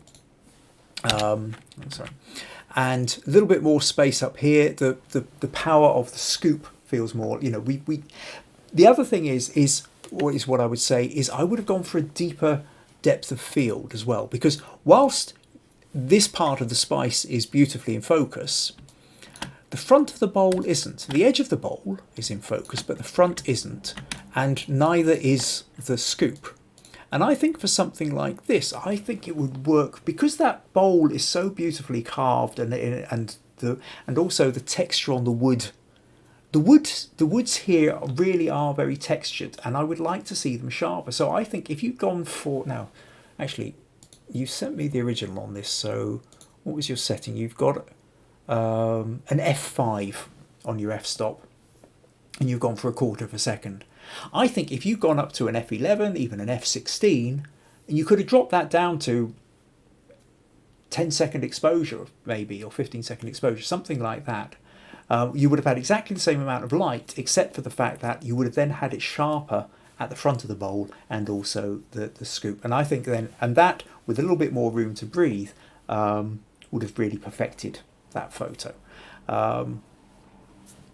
But other than that, I mean, this is me now into the nitpicking territory. I think it's great. So many thanks for sending that one in, VG. Okay, let's close that and just see if we have any comments. Okay, yeah, so Kazia, I was just about to say lovely, but where's the photo? Okay, yeah, okay, run back here. Yes, lots of people can't see the photo. Would you like to share it, Kim? This is the problem about the fact that I don't look at the comments while I'm doing the talking. Okay, so yeah, you have your mistakes. Okay, love the rich colours in the picture. Says Sandra. Daria loves it, VG. Kazia was about to say, where's the photo? Russ, really love the warm, earthy tones. I can almost smell the spices. And it is, there is that is part of the love of that photo, I think, is that it's so, yeah, you know, it's sensual in that, so you can pretty much smell it. And you know what the feel of that wooden bowl would be like. Stacey says, love the red and deep yellow colours. Gina, hi Joe. You don't recognise Gina. Welcome. Glad you could make it along. Love the colour combination. The photo has a warm feeling to it. Rosie, lovely colours. VG, beautiful combination. Cliff, dreich is a word I wish wasn't exclusive to Scotland. I forgot I was using the word dreich. Yeah, so I've lived in Scotland for 30 years and it's definitely part of my vocabulary now. It's a Scots word. For those who don't know dreich, although you probably already got it out of context, basically means dull, grey, wet, miserable. It's dreich. It feels what it sounds like. It doesn't have to be exclusive to Scotland. I think you could use it in Norfolk. You might get a few strange looks, but honestly, use it in context. Everybody will know exactly what you mean. Mandy says, love this one, VG. With more space above the subject, allowing for text or title, it could even be used as a recipe book, for example. That's true. Rosie's saying to Cliff, feel free to start the trend. Okay, Marie's come in and said maybe more yellow light on the books for more atmosphere. Okay, so this is back to this bit that Marie is talking about I think it was Sharon or Sandra's, Sharon's books earlier on. So sooner or later, Marie's going to catch up with the fact that she's commenting about half an hour behind the rest of us. Okay, so Stacey likes the word dreich too. We have dreck. Dreck. Well, if that means the same thing, it probably does come from exactly the same root, I would imagine. Right. Okay. So let's move on to the next one. So what have we got here next? Lucas. Yes. Okay. So Lucas says, seems to have lost the first part of Lucas's. Okay, bear with me one moment. I will just flick back over here and see if I can find Lucas's original comment. He just says, I hadn't really any idea how to... I hadn't any real idea how to make this plant not pointing out of the image well. This is what I got for our challenge. All right, and then, okay, I'll tell you what, let me just copy this and paste that in there so that I can read it to you. Because I then sort of asked him to tell us a little bit more about the shot and what was in it and things like that. And I thought I had all these bits done. So let's flick back to no, not that one. Flick back to that. There we go. Okay. So Lucas said, I didn't really have any idea how to make the plant not point out of the image. This is what I've got for our challenge. So I asked him to tell me a little bit more about it. And he said, to be honest, I don't have any idea for this challenge. And then I found this interesting bottle that my friend bought me from Transylvania a little while ago. And for those who are on small screens, this says Potion of Dracula. And I thought it's an interesting object. And I added a candle and a green plant. And then a bit of vape. So this is what I have. Since on the bottle Dracula is mentioned, I thought a bit of dark with a bit of mist. So interestingly then, for those, basically by the look of it, Lucas vapes. So for those who given up smoking, vaping is now, become the thing over the last few years. And it's actually quite a handy way of getting a little bit of extra smoke. If you happen to vape, or you live with somebody who's got a vape, you can just blow a nice kind of mouthful of smoke around things if you're wanting that kind of effect. So Lucas has gone for this kind of sort of gothic kind of look to it. I think that's an aloe plant, got sort of slightly spiky leaves to it. I did ask a little bit more about what was in the bowl and whether that was bits of garlic in the front. He said it was just bits of flour, and he didn't actually know what was in the bowl, or he couldn't remember. So we may never know. He's got a group of things which he thought sort of worked well together. I think, though, to go back to his original comment there, I think the plant does kind of drag the eye out of the image rather than pulling it in. And I suppose for part of that, if you go back to when we were looking at Becca's picture with the red cloth, and the fact that it was sort of narrow at the top and then the folds of the cloth kind of opened out as they came down, dragged our eye down. We go from the narrow to the wide. I think we've got, if you like, exactly the opposite problem with that with the plant, is the fact that the plant is sort of there and then it all sort of shoots outwards. So we kind of follow the leaves out of the picture rather than actually having it draw us in. Now, if you'd had a different plant which maybe curled around and sort of drew the eye back into the picture, then that will probably work more strongly. But fun idea, Lucas. I think that was, to create that kind of sort of gothic-y thing. And I think the use of the vape to create extra little smoke around it is absolutely inspired. So something you can all try at home if anybody's got a vape. Always be careful about setting off the smoke alarms in your house, though, if you have one. Right. Okay, where are we? Back to here. Rosie says, very, very, very atmospheric. Russ, very dramatic composition. Sandra loves the bottle. VG loves the photo. Brian loves the composition. Becca says, air of mystery and suspense.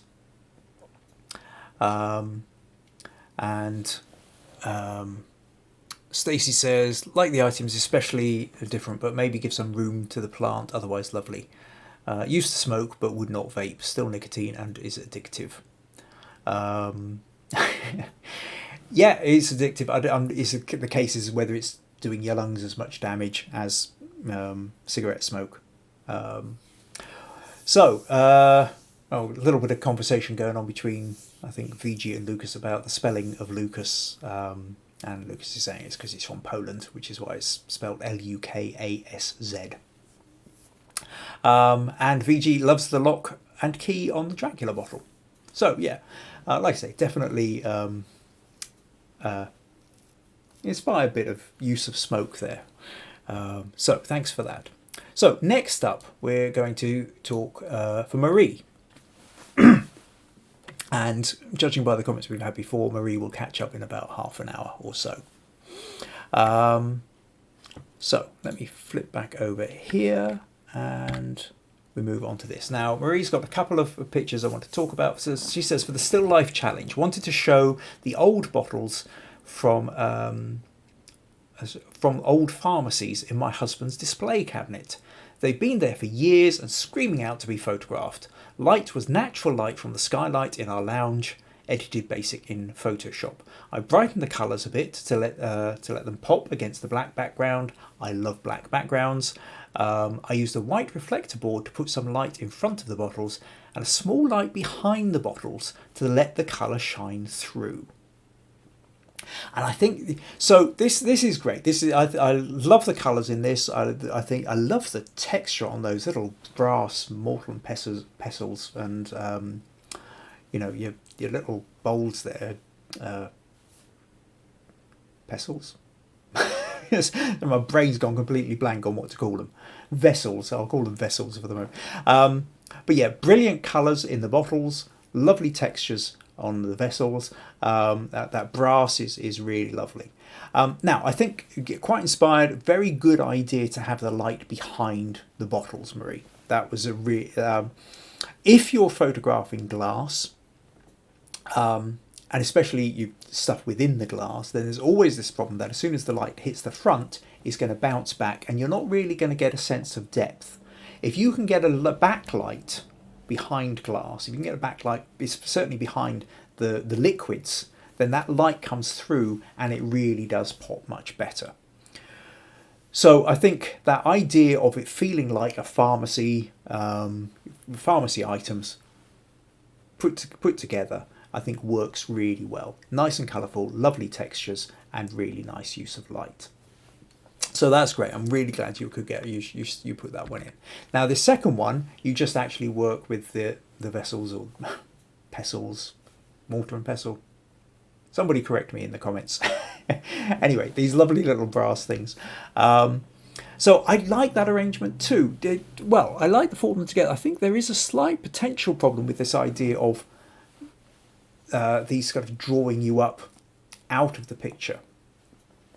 But the arrangement of the four down the bottom works quite well as a kind of, you've got the larger one and then it kind of swings round in a diagonal. You could possibly move the middle one out a little bit and kind of make it slightly more circular rather than in a direct straight line. And that would sort of curve it round a bit, which I think could work quite well. Now, what Marie says is, again, the pharmacist stuff, this time the light is coming from the left. Is it from the left or from the right as we're looking at it, I think. And over the objects. The sun was so strong I needed to put the blinds down a bit. I battle with sharp images, cannot obtain it. No matter what I do, I really like some help with that. I have 2 cameras, heaps of lenses, cannot believe I still struggle. All is trial and error for you to me. It looks fine through the viewfinder and not so fine on the computer. Okay, so again with this it's a case of the sharpest point here looks like the back of this pot. And the front of this here isn't quite in focus, and it gets slightly more out of focus as we come further forward. So yeah, if you were trying to get that bit sharp at the front edge of this, it's sort of sharpened behind instead. Now, ways around this. One of the things is if you can get into tethering your camera to the computer. And I do this quite a lot. Now, I can't remember what you said. You've got a Pentax. I've got a Canon, and I know Canon has software. I'd be extraordinarily surprised if Pentax doesn't have software somewhere that allows you to tether the camera to a laptop or a phone or a tablet. I think Rosie was talking last week about she started tethering as well, and it pretty much transforms, especially doing still life. Because you're right, when you look in the back of the camera, your picture is 2 or 3 inches wide. When you're looking through the viewfinder, again, you've not got a huge thing. It's very difficult. It looks like it's in focus, but then when you put it on the computer, you find it's maybe focused slightly behind or slightly in front of where you wanted it. If you can tether the camera, so the camera is linked to, so when you go click, the picture appears on a larger screen and you can zoom in, you can immediately tell then where it's focused and whether you need to make any subtle fine adjustments to get it focusing in exactly the place you want. If you can't do that, the other option is to essentially go for a narrower aperture. The narrower your aperture, the deeper your depth of field. And the depth of field being the amount of space that you've got where it's going to be sharp. So if you've got a wide aperture, like an f2.8 or an f3.5 or something like that, then it gives you plenty of outer focus, beautiful bokeh in the background, except for the fact that only a very narrow part of that picture is going to be in focus. If you go for a narrow depth of field, so you're upping your aperture or upping the f number, which is making it smaller, so you go to f10, f11, f16, f18, f22, whatever it is, the higher the number, the smaller your aperture. The smaller your aperture, the deeper the depth of field or depth of focus. So you suddenly have a lot more room where it's going to be in focus at the front and the back. So on something like this, if you want to kind of make sure it's sharp all the way through, then set it at f16 and try again. See what you get with that. You might find that you get a lot more of it in focus. Other than that, like I say, tethering it is a really good way of just being able to then fine tune exactly where you want it. So I hope that helps. Okay. So other conversations here. Where are we? Talks about vapes. Talks about. Okay, Rosie says bottles are wonderful and the backlighting is inspired. Becca says lovely colour. Russ says really love this one. The colours work really well against the black background. Great composition too. Sandra loves the old glass bottles and brass objects. Brass objects. That's an easier one to say, isn't it? Sharon says love the colours of the bottles. Roy says mortar and pestle. Yep, that sounds about right. Thank you. And yep, Russ is agreeing mortar and pestle, and VG's mortar and pestle. Good. Okay. Maybe I've got to find a way of actually having the comments up while I'm doing this. Maybe I should have them on the tablet at the same time. I have to check. Okay. Cliff likes the colours of the potions in the bottles. Works really well for him. VG loves the collection. Becca reminds of the chemistry photo shoot you've done. Can't remember the doctor name. Oh, right. Yes. Yeah.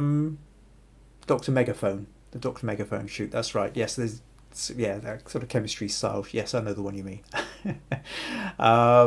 Lucas likes both photos. Maya says they also use a Pentax. It's not possible to connect older models. All right. Okay. So it's going to depend on how modern your camera is as to whether the software is going to allow you to tether it or not. Okay. Thanks for that bit of information, Maya. Stacey says, love the mortar and pestle. I wish I got one from my parents. It's solid brass, great shot. Cool. Okay. So, next up then. Excuse me. Still got a few to go through. We are making our way through them though. So, Rosie, you're next then. So, your tribute to Robert Burns. So, Robert Burns, the national poet of Scotland, the Bard of Scotland, and recently, only a week or two ago, or a couple of weeks back now, was Burns Night. It's a major part of the calendar in Scotland. Now, Rosie says, as you can imagine, not much in the way of housework got done today. I had a go at the Still Life Challenge on the theme of Robert Burns and of lots of things Scottish. The natural light was not working today, although we don't get much through our tiny windows, and I had to resort to a softbox from the right and even ironed the black backdrop to try and reduce the creases. It's probably easier than trying to do it in Photoshop, to be honest, Rosie. Yeah. Tried to create a moody light, placed a black vignette and some fine-tuning in Picasa, then moved to Photoshop Elements for a textured overlay, reducing opacity to 25% and tweaked it a bit more. I've discovered, here's your comment. I've discovered the magic that is tethering the camera to the laptop. I knew I'd seen it somewhere, and hoped to practice with that a bit more. Had to be quick as Peter wanted the grapes and the cheese was drying up. Yes, this is a problem when you live with somebody else and you go and swipe the food and the drink if somebody else wanted it. So, thoughts. Okay, well, first of all, I love the idea that you've got a connected narrative. So to go back to some of the things we were talking about earlier, that each of the elements in there needs to be related somehow to the other elements. And what you've got here is you've got the Burns Scottish narrative going on. We've got the crackers and the cheese and the got the whiskey, various bits and pieces within there. The question then is, what else might you have done with it? Now, I think the real thing here, Rosie, for me, is, if you like, the lack of flow. And what's happening here is most of the strongest lines are vertical. So, and it's kind of dominated by your Royal Salutes Scotch whisky bottle here on the left, which is very large, which I think is probably just taking up a bit too much.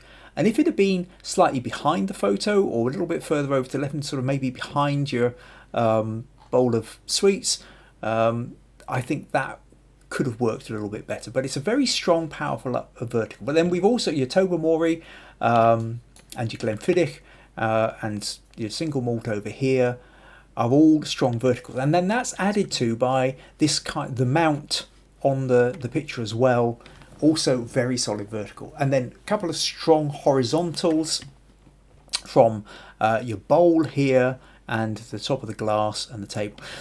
So it's all verticals and horizontals. And what I feel it does is it stops any kind of movement through the photo. If you don't have any kind of curves, you don't have any the diagonals, which are the only real diagonal you've got is the knife with the cheese here, and that's not enough in its own right to really counteract it. What I would also say is I've noticed you've done this on quite a lot of your photos, which is you create a kind of false mount in the photo, this white line that you've got going around here, Rosie. Now I know that's a matter of taste as to whether some photographers like doing this, other photographers are not so keen. I think there is a thing whereby if it's a photo for the screen, you maybe don't need that. Allow the photo to be a photo without actually necessarily having it in the mount. What it has done is, rather than just create a border, it's also emphasizing those vertical lines. And so everything is so it's sort of chop, chop, chop, chop, chop, chop across the picture. And I think it sort of stops that sense of flow going around it. So that's something to have a think about anyways, is how you might rearrange things if you wanted to kind of create a flow through the picture. Having said that though, I love the concept, I love the narrative, and we go back to that notion that what you have done quite brilliantly is you've made sure that each of the elements is related to there isn't everything that's in there is supposed to be in there and is complementing all the other bits that are in there. So thanks for sending that one in, Rosie. Okay, any comments? What we got? Cliff says, I just look at this pic and want to eat a place of haggis, neeps and tatties. Cliff, you're living in the wrong part of the country. If you want your haggis, neeps and tatties, you want to have your scotch, you want to start talking about Dreich weather, you're going to have to come and move north of the border. Okay, Stacey says, nice shot, like the reflection on the table on the silver bowl. Cliff likes the shot. Sandra likes the composition as a still life. Russ likes the composition, and given the amount going on, the colours complement each other nicely too. VG says, keeps me going, my love is like a red, red rose. There you go, so Burns popular with VG in India too. Sharon says, beautiful shot. Marie says, I'm here and awake.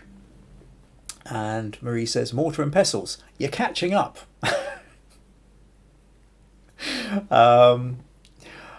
Okay, Nuria says, thanks for explaining about the aperture, because that's one of the things I struggle with. Most of the time I get it wrong. Yeah, just a brief reminder then. The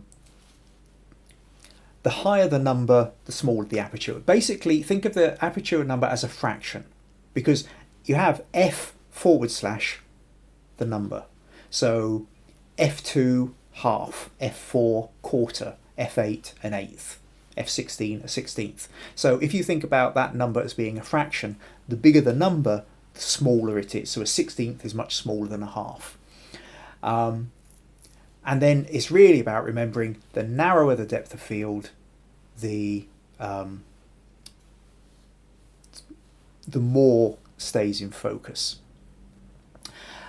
One of those little things, I don't know if you've ever tried it, it's going off on a slight tangent, but in bright light, if you're out on a really sunny day, you quite often find things are clearer. If you wear glasses at all, you can sometimes read things better in a strong light than you can. And it's not just because the page is better lit. It's what happens is in a bright light, your pupils narrow more. And because they get narrower, you actually have a better depth of focus. And so actually you tend to be able to focus on things slightly better in a bright light. In a dull light, your pupils get really wide to let in more light. And actually it makes it harder to focus. So if you've got glasses and, you kind of on the edge where you notice these things, like you've started reading glass and what have you. Sometimes on bright light, you suddenly realise you can read much better. And it's not just because it's bright, it's because your pupils have narrowed. So there you go, a little bit of a tangent, but bit of fun. Cool. Okay, so let's move on then, and we now go on to Cliff. So where are we? Click on that, and forward on. So Cliff sent in two. So his first one here is right. It says not much time this week, so unfortunately could not create anything new. So he's raided this hard drive archives. Not in the style of the old masters, but still life nonetheless. The tools belong to my late father, and although they are old, he used them daily in his trade as a builder and decorator.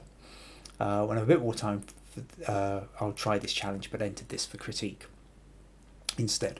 So yeah, I think that's great. Again, narrative-wise, you've got, you've taken the tools. They're all a part of the tools of the trade of your father, and there's some beautiful textures within that. And by turning it to black and white, it's emphasizing the textures. We're not distracted by color. Instead, we're looking at the grain in the handle, the scratches on the metal, the worn away parts of the varnish, and things like that. So the very kind of used tools. Though I think color-wise, I think this could probably be made a very good color one as well, because I would imagine all the colors are likely to be a complementary mix of browns and metal. What I would say though is I think there's a slight problem. Whilst it's a lovely collection of images, I feel that the composition, the arrangement is sort of clashing a bit. You've got nice diagonals, is always good, but we don't know kind of where to look. They're all sort of pointing us in different directions. Your ruler is pointing us off to the left corner. The proper chisel of some kind is moving us to the top middle. The screwdriver, or whatever that is moving us down to the right middle, and the trowel is sort of moving us up to the right top third, not quite the corner. So each of these is pointing us in a different direction. And so I think you've got a lovely set of tools, lovely set of textures, lovely concept and narrative, but I think you could play around with the composition more. Take these tools and play with them and see if you can create something which becomes more self-contained within itself. And I think you could have a really powerful photo then, Cliff. Next photo, I recognise this one because Cliff and I both belong to a particular photo site where enter competitions, and I've seen Cliff enter this one before now. Very, very different kind of photo. And what I like about this, and particularly wanted to introduce this evening, was the idea of using toys or games or sets that you don't actually have to use tools, fruit, flowers,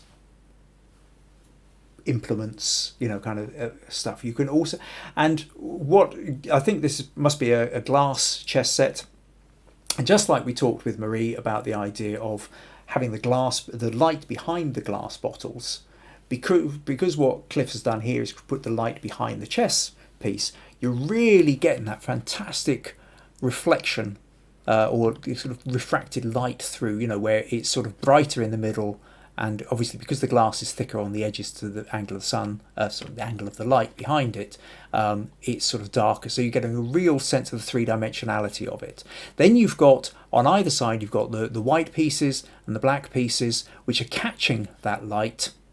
But also, on top of that, as well as having that sense of the light, also the way Cliff has focused this is so the focus is on the king in the middle. And what we notice is the pawns either side of him are nicely sharp, and they get more out of focus as they go back and more out of focus as they come forward. So there's a lovely sense of this is using a fairly shallow depth of field. I don't know what your settings were, but did you say on that? No. It doesn't really matter. I would imagine probably something like an f2.8 or an 3.5 or something like that, but it means that you're only sharp where it needs to be sharp and the rest is allowed to blur out. So very powerful shot, and very centered, but that's slightly off center because you've got the dark, you've got the black pieces on the right and the white pieces on the left. So it's symmetrical, but there's a slight asymmetry.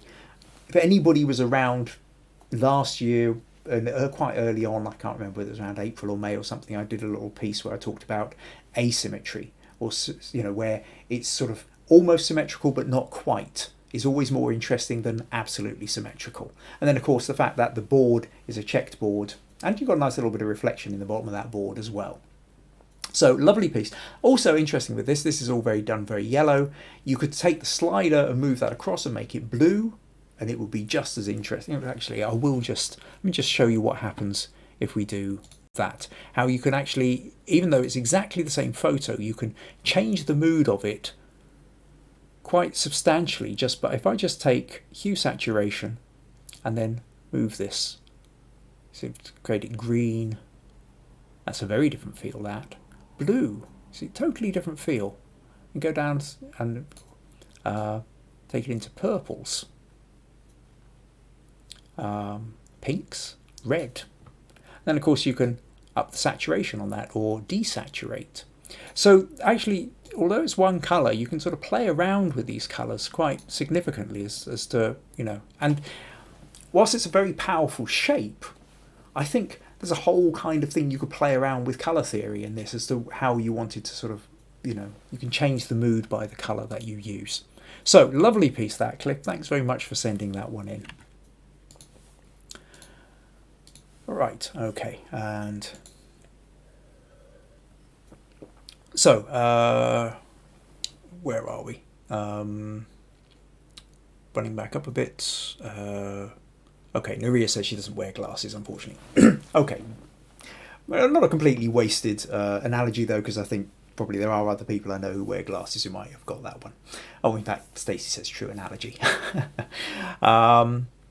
Sandra, lovely angle composition, nice sharp focus. Presume you're talking about the that'll be about the tools.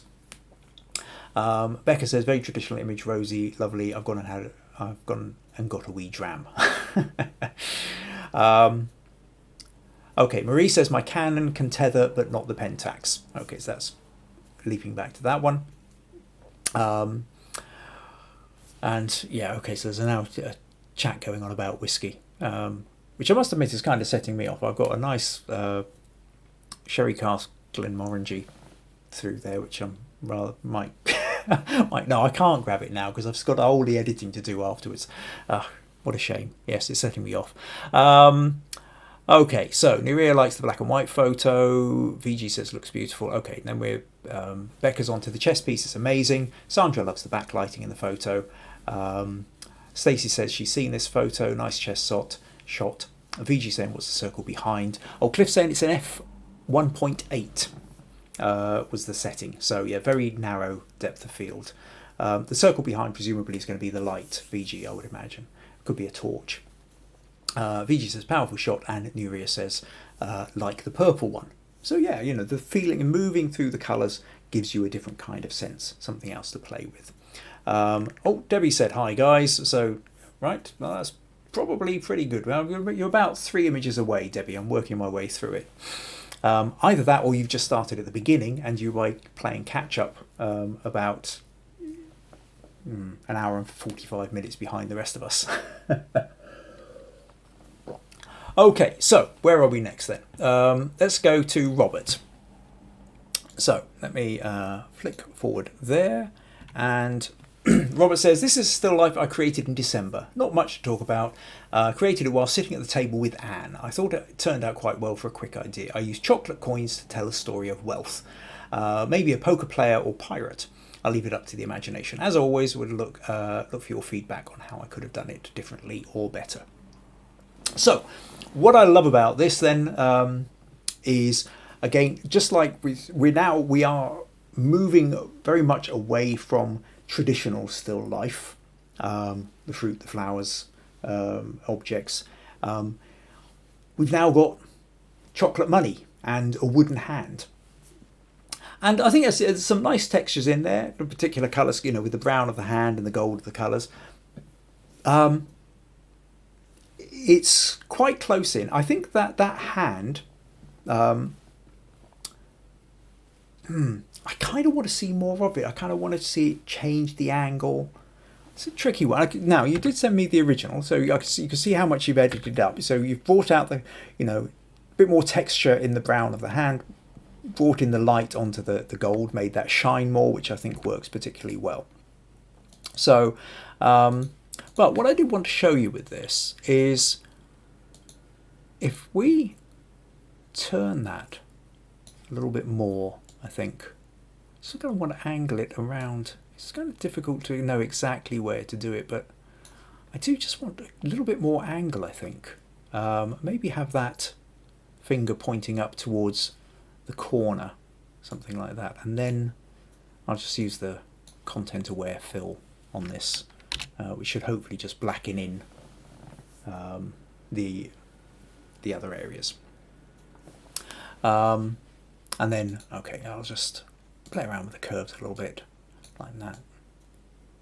Oh, okay, it's not going to be absolutely exact. Ugh, actually, that looks pretty awful. Losing the hand here. Let's just lighten that up a little bit. Okay, I'm not going to do a full edit on this at the moment. Actually, I'll tell you what, let's just take that into Camera Raw and just bring out a little bit more texture, I think. So I'll bring up the whites, shadows a little bit more texture, a bit more clarity. Yeah, something like that. That's the one I was looking for. Maybe bring some of those shadows down a little bit more. Okay, it doesn't really matter. The way you edited it, I think, was fine. But it's the difference between that and that. I think that little bit more of an angle, just to my mind, has a sort of slightly better feel to it. But to be honest, I think you're kind of missing a trick. What I would really like to do is I would like to see that hand coming around much more, create more of a diagonal, or even tilt it up slightly so that the coins are spilling out of it. I don't know how flexible, whether that thumb could come up a little bit more. There is a little bit of a problem with the fact that the finger does end up kind of pointing out of the picture. So this is where I think if it was sort of turned a little bit so that it sort of encompasses and closes in the picture a bit more, it would work a little bit better. But great idea. Love the idea of just, you find a couple of things, throw them together, a little bit of a black background. Yeah, but if you are going to revisit that, I would say play with the angle of the hand. Try and create more of a diagonal with the hand, but also try and get it so that it's cupping, so that the fingers aren't pointing you out of the picture, but are more kind of bringing you back in. And I think you'll probably find that that works a lot better. So thanks for that, Robert. Okay, so where are we? Okay, yes, Cliff confirms that it was a torch behind the chess piece. Sandra says, love the composition with the coins flowing from the hand. Stacey says, chocolate coins are called gelt. Love the colour and theme. Yeah, so we've got chocolate, we've got whiskey. It's definitely one for getting the munchies tonight. Becca says, very creative. VG says, my favourite, the coins, chocolates, wooden hand, the texture, beautiful. Robert says, your angle looks a little bit more natural. I think it's just one to play with, Robert. It really is. Just take that hand and move it around, and then change the angle of your camera as well, because there's another thing here where I think maybe if you've got the hand less flat and more kind of upright as such, I think, and the coins kind of come. If you were lower down, even, sort of skimming across the tops of the coins, you could create something quite kind of almost large and intimate. Getting close with that could be quite fun. I think you could play around a lot with that. Lots of potential, but a good starting point. Okay, Debbie says very creative. So where are we now then? Let's move on to Sandra. Flip that. Forward that was, oh yes. Now this one got an awful lot of comments and likes and loves in the group. Yeah, so for anybody watching this for the first time, we have the group Understanding Photography with Kim Ayres on Facebook. If you haven't done so already, please join it. If you want to submit images to for feedback or into any of the themed contests that we have, or contest challenge. It's not a contest. There's no prize. It's a challenge. We do it for the fun of it. Then this is then the Facebook page. Just go to Facebook, type in Understanding Photography with Kim Ayres. It will come up. Join, and then you can put your pictures in. Let me know what kind of feedback you're looking for, and I'll do my best to help out in subsequent podcasts. Quick reminder as well that if you find these podcasts useful and you would like to support them, then buymeacoffee.com/Kim Ayres is the place to do it. Always appreciated. And if you missed part of this, or you would like to catch up on earlier episodes, up here we've got youtube.com/Kim Ayres. You can find all the back episodes. Right.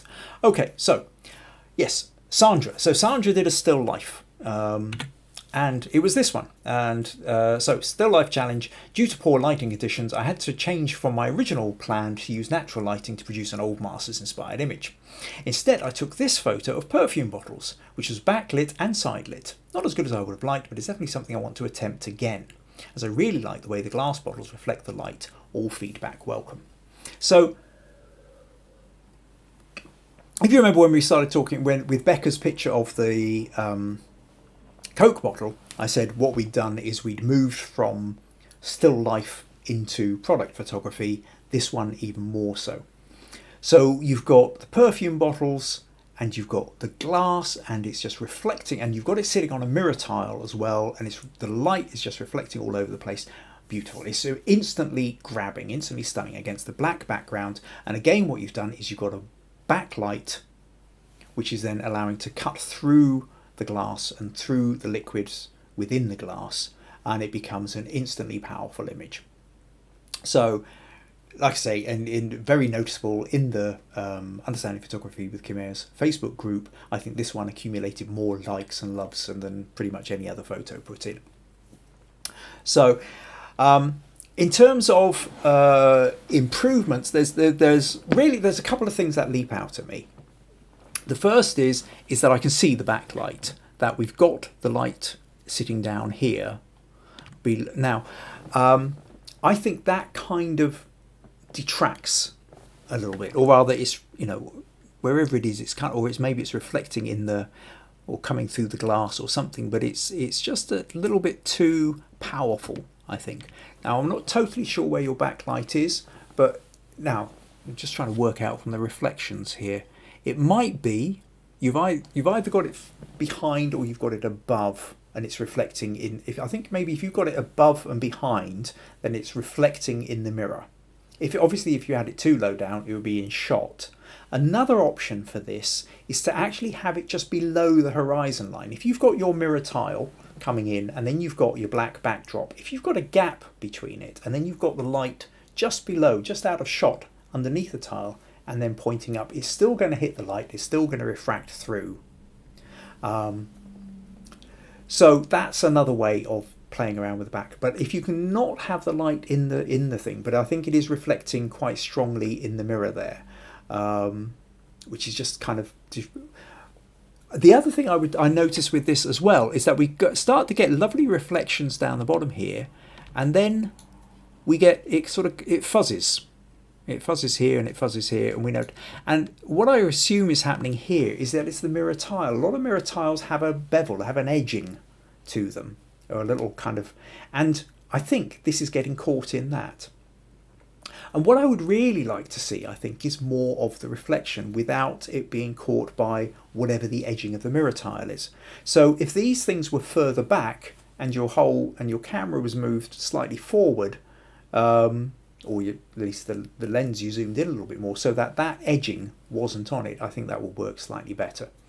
The other day I was watching something that always talks about the problem of a kind of double reflection that you get when you put on glass, which you do. It's like, you can see edges here, it kind of, because with a mirror you've always got the thickness of the glass, so there's the main bit of reflection, but then there's a little bit just as a secondary reflection that comes in.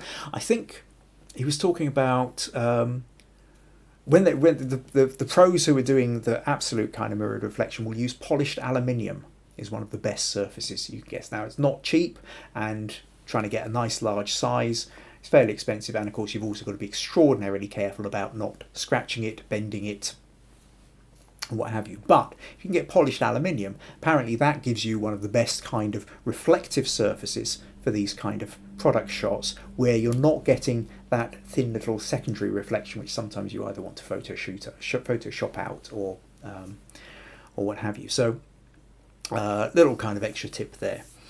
But other than that, I think the idea of it is stunning. So that, again, that use of backlight is really what's working as to go through the glass. It's using the reflective surfaces and allowing light to play through them works really well. So thanks for sending that one in, Sandra. Right, what have we got here? A couple more comments. VG saying beautiful reflections. Stacey loves the perfume bottles. Reminds me of what I have in my room unused. Of course, they're actually one of those other things. If you're photographing glass, and especially if you're photographing mirror tiles, oh my God, you've got to get everything so clean. You know, every little speck of dust is really going to show up. So it is, whilst it can look very chic and very impressive, it's also an awful lot of work. And Rosie says, I really like the shot of the perfume bottles. The light and the reflections are lovely. Okay. Okay, so Tide Golf, we're up to 9:30 already. Apologies for those. Maybe I took on too much here. But we've still got 1, 2, 3, 4 to go through. So I'm going to flip through to Debbie next. I won't spend too long. Well, Debbie's been quite... actually, she's been quite forthcoming about how she was doing so. So I do want to read some of these. So, where's the... not being able to... Okay, close that and open that. So, first of all, we have this one where she's got droplets hanging on a string. She's got some kind of coloured background which is out of focus, but then becomes sharper in focus in the droplets. And basically, Debbie says, this first picture was taken with a piece of cotton wrapped around a couple of times, held tight with a couple of bingo clips. I placed water droplets on it with a syringe. I made my own reflective background. I wanted colours to represent a rainbow for the NHS here in the UK. I used an LED torch shining in the background in all different directions. It took time and patience, but I got the desired refraction. So she's made a colourful rainbow background, she's played around with the lights, and she's put water droplets onto some wound cotton. What I wanted to show you about this was the fact that, you know, this is taking still life in a different direction again. Still playing around with the notions of backlight, but also the way light refracts through goblets. If you change the background colour, you know, it's not, you don't just have to go black, you can get really colourful with it. Now she then went on to do this with, I'll just show you a couple of extra, these two ones here where she's using a similar kind of idea. The bottom pictures, I placed 3 needles on a reflective white plate, each holding each needle in position with a little bit of plasticine, and then placed water orbs over the needles. The orbs are soaked in water overnight. Now, I hadn't even heard of water orbs, I have to say. I went and looked them up, but you can go and buy packs of water orbs. I tried the flower refraction first by placing the flower behind, but didn't get the results I was after. So basically settled with an old kitchen towel and the colours displayed in the orbs. Okay, there's a great long description here, which in essence, really, a lot of it's about, she's playing with the depth of field. Again, like Cliffy's thing, is fairly narrow depth of field to begin with. But then she sort of stretched it out a bit in order to, she's zooming in close. And when you get in close, you find that your depth of field gets even narrower. So she had to sort of lengthen that out. But really what this is about creating background. It's about creating light in the background and patterns. And she's using stripy patterns in this. And then that's refracting through the water orbs. And you can also see that, again, whilst the background has gone out of reflection, the water orbs themselves have started to act like a lens. And in fact, you can see the texture of the paper towels in the background much more sharply. And it is one of those interesting things that you can sometimes do this with droplets. And I seem to remember several months ago, somebody put in a picture, might have been Mandy, not totally sure, where you had a droplet on a branch, and whilst the branch was in focus, everything behind the droplet was out of focus, except for the fact that there was a flower behind, and in the water droplet the flower was sharp. So a water droplet, a round orb of water or whatever, can act like a lens and make something sharp in the background. So that's another way of playing with light as well. So thanks very much for sending those ones in, Debbie. Hopefully that's really sort of starting to get some real ideas going for people about it. So you can see at this point we've moved a long way from fruit and flowers. Okay, next, just actually do a quick flick back. Sancha says one of the light boxes was directly behind the three of the bottles, and I clone stamped it out. All right, okay. The mirror was quite fancy, and I needed to get one. I need to get one that's flat. Yeah. Yes, it's all that. We use whatever we've got to hand, and then realise the limitations of what we've got, and then go out and then spending even more money on equipment.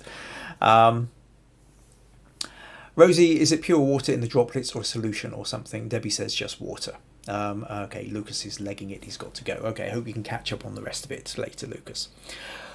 Okay, so next thing I want to talk about is Anne. Anne sent through... this is an interesting idea, because Anne's one is still life.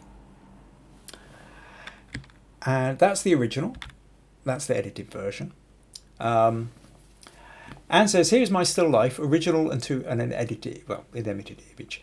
Since this was my first attempt at still life, I decided to lean into my default minimalistic tendency. The subject matter is a fossil that Robert found in a field close to our house. I lit the fossil from the side with fairly targeted light source. So the light source is targeted, it's just coming in, just hitting the fossil, and it's not hitting the background. I tried to focus on the texture. I enhanced the colour and texture a little bit. As is typical, I agonised over the crop. Really enjoyed getting this shot, and the tips you presented in your last podcast to be crucial. So she'd sent a couple of versions of the crop, and I asked her which she preferred. One crop was kind of like the original, was like this, and then this other one was zoomed in. And she said in the end she preferred the one that was zoomed in. And because it got... Now, the interesting thing about this is... Is it a still life if there's only one thing in it? I think somebody asked me last week, can you have a still life with only one object? In it, you can photograph whatever you want. It's entirely up to you. As for definitions, I'm not totally sure. Generally speaking, the basic definition of a still life is an arrangement of inanimate objects. So an arrangement tends to imply that there's more than one. So having one thing is more, this is a photo of a fossil, rather than necessarily a still life. Now, if the fossil was next to a little hammer, which had maybe broken it out of broken the stone out, or the fossil was next to a different fossil, or there was some other thing that was related to the fossil, then I think at that point you're kind of into still life. Having said that, I'm not really going to worry too much about it. But what I did want to show you with this, Anne, was what becomes quite interesting is that there's a couple of different ways you can kind of go in close, I think, with something like this. If it's really about the fossil, then you kind of almost want to be in as close as you can get, because you don't have a secondary item. Then it is about one interpretation is it is about the object, in which case what you're really interested in is the fossil and the stone around it. So you why play around with creating much more space about it? Just enough space to breathe, but you don't need a lot of space around it. The other alternative is to say what it is it's something light in a dark space with a narrow thing of light coming across it. And at that point, if you're going to interpret it that way, you could in fact get even bigger. So what I wanted to show you here was, because it will take forever, first of all just shrink this down a bit.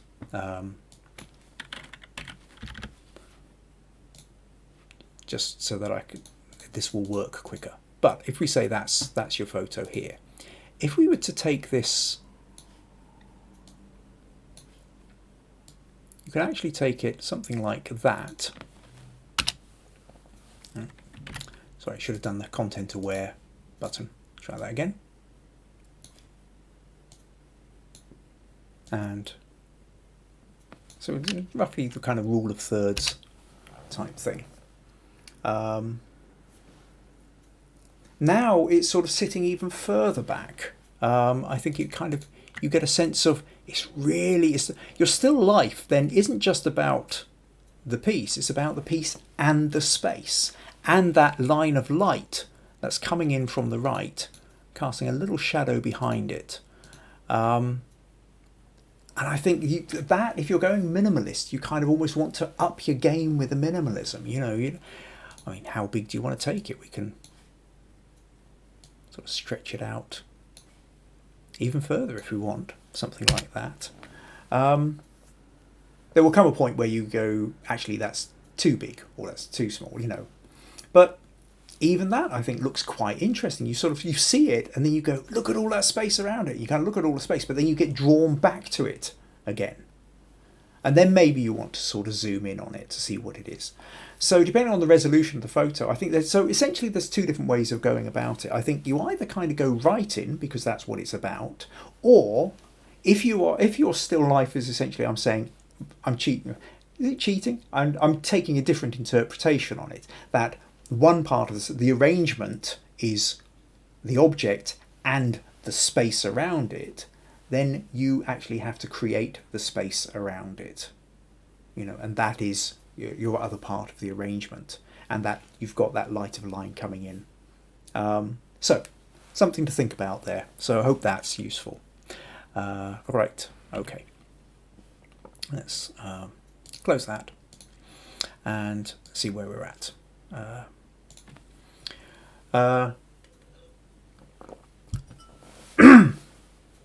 Okay. Sandra says, thanks for the feedback. We'll have another go. Take that into account. Robert says, great photo, Anne. Good support from your husband there, as it should be. Rosie says, great fossil. Russ says, it has greater impact in the larger crops. Anne says she loves the larger crop. Mandy says, love this photo. Well done. So yeah, I'm glad you that kind of worked. You can sort of see how it changes in the space. But of course, the more space you've got, the less you can make out the detail in the actual thing itself. So it's about making a creative decision which direction you want to go. Russ says the greater space around it focuses the attention more on the object. If you've got a light patch in a big dark space, you automatically look at the light patch, and vice versa. A dark patch in a large white space, you will do the same thing. Okay, right. Okay, so Anne, we've got two more to go. Mandy. Now, say two more to go. Mandy did three different things, but I do want to show them to you because I thought it was fantastic. A lot of fun. Now, if we're talking about the idea of these podcasts being to inspire you to go, what can I do around the house and what else can I do, and to break away from, okay, so I've got some fruit and some flowers, which is a great starting point and what have you, but where else can I go? Mandy's got several ideas, or a few ideas, which I thought were quite fun. She's not had a chance to do any still life photos, so she thought she would share. So like Cliffy, she went and raided her archives, but that's fine. So what we've got here is the miniature rock climbers photo. I used kitchen roll for the mountains, icing sugar for the snow, and yum yums as rocks. Very messy, but I did get to eat the yum yums after. So the fun part here is she's created an entire diorama. She's created an entire set piece out of toys and food. Kitchen roll for the mountains, icing sugar for the snow, yum yums, which are like a kind of donut for the mountains, and it's fun, I just trying to take you away from that idea that that you can create. Going back to that point that I said halfway through the podcast about the idea that still life is creation. It's not capture, it's creation. Every part of it is creating. You are creating something. So create. You can be as wild as your imagination with the creation. This one, the flower was placed into a small jar with water and then placed into the freezer. And then shot on a white surface, or a reflective surface, little droplets of water and a powerful white light behind it. So totally different kind of feel, and that's taking a flower, putting it into a jar of water, putting that into the freezer, and you've now got that embedded. So, and then you can play around with the lighting of it. This is about as far removed, although it's featuring a flower, is about as far removed from a 17th century Dutch artist as you can get in terms of use of it in a still life.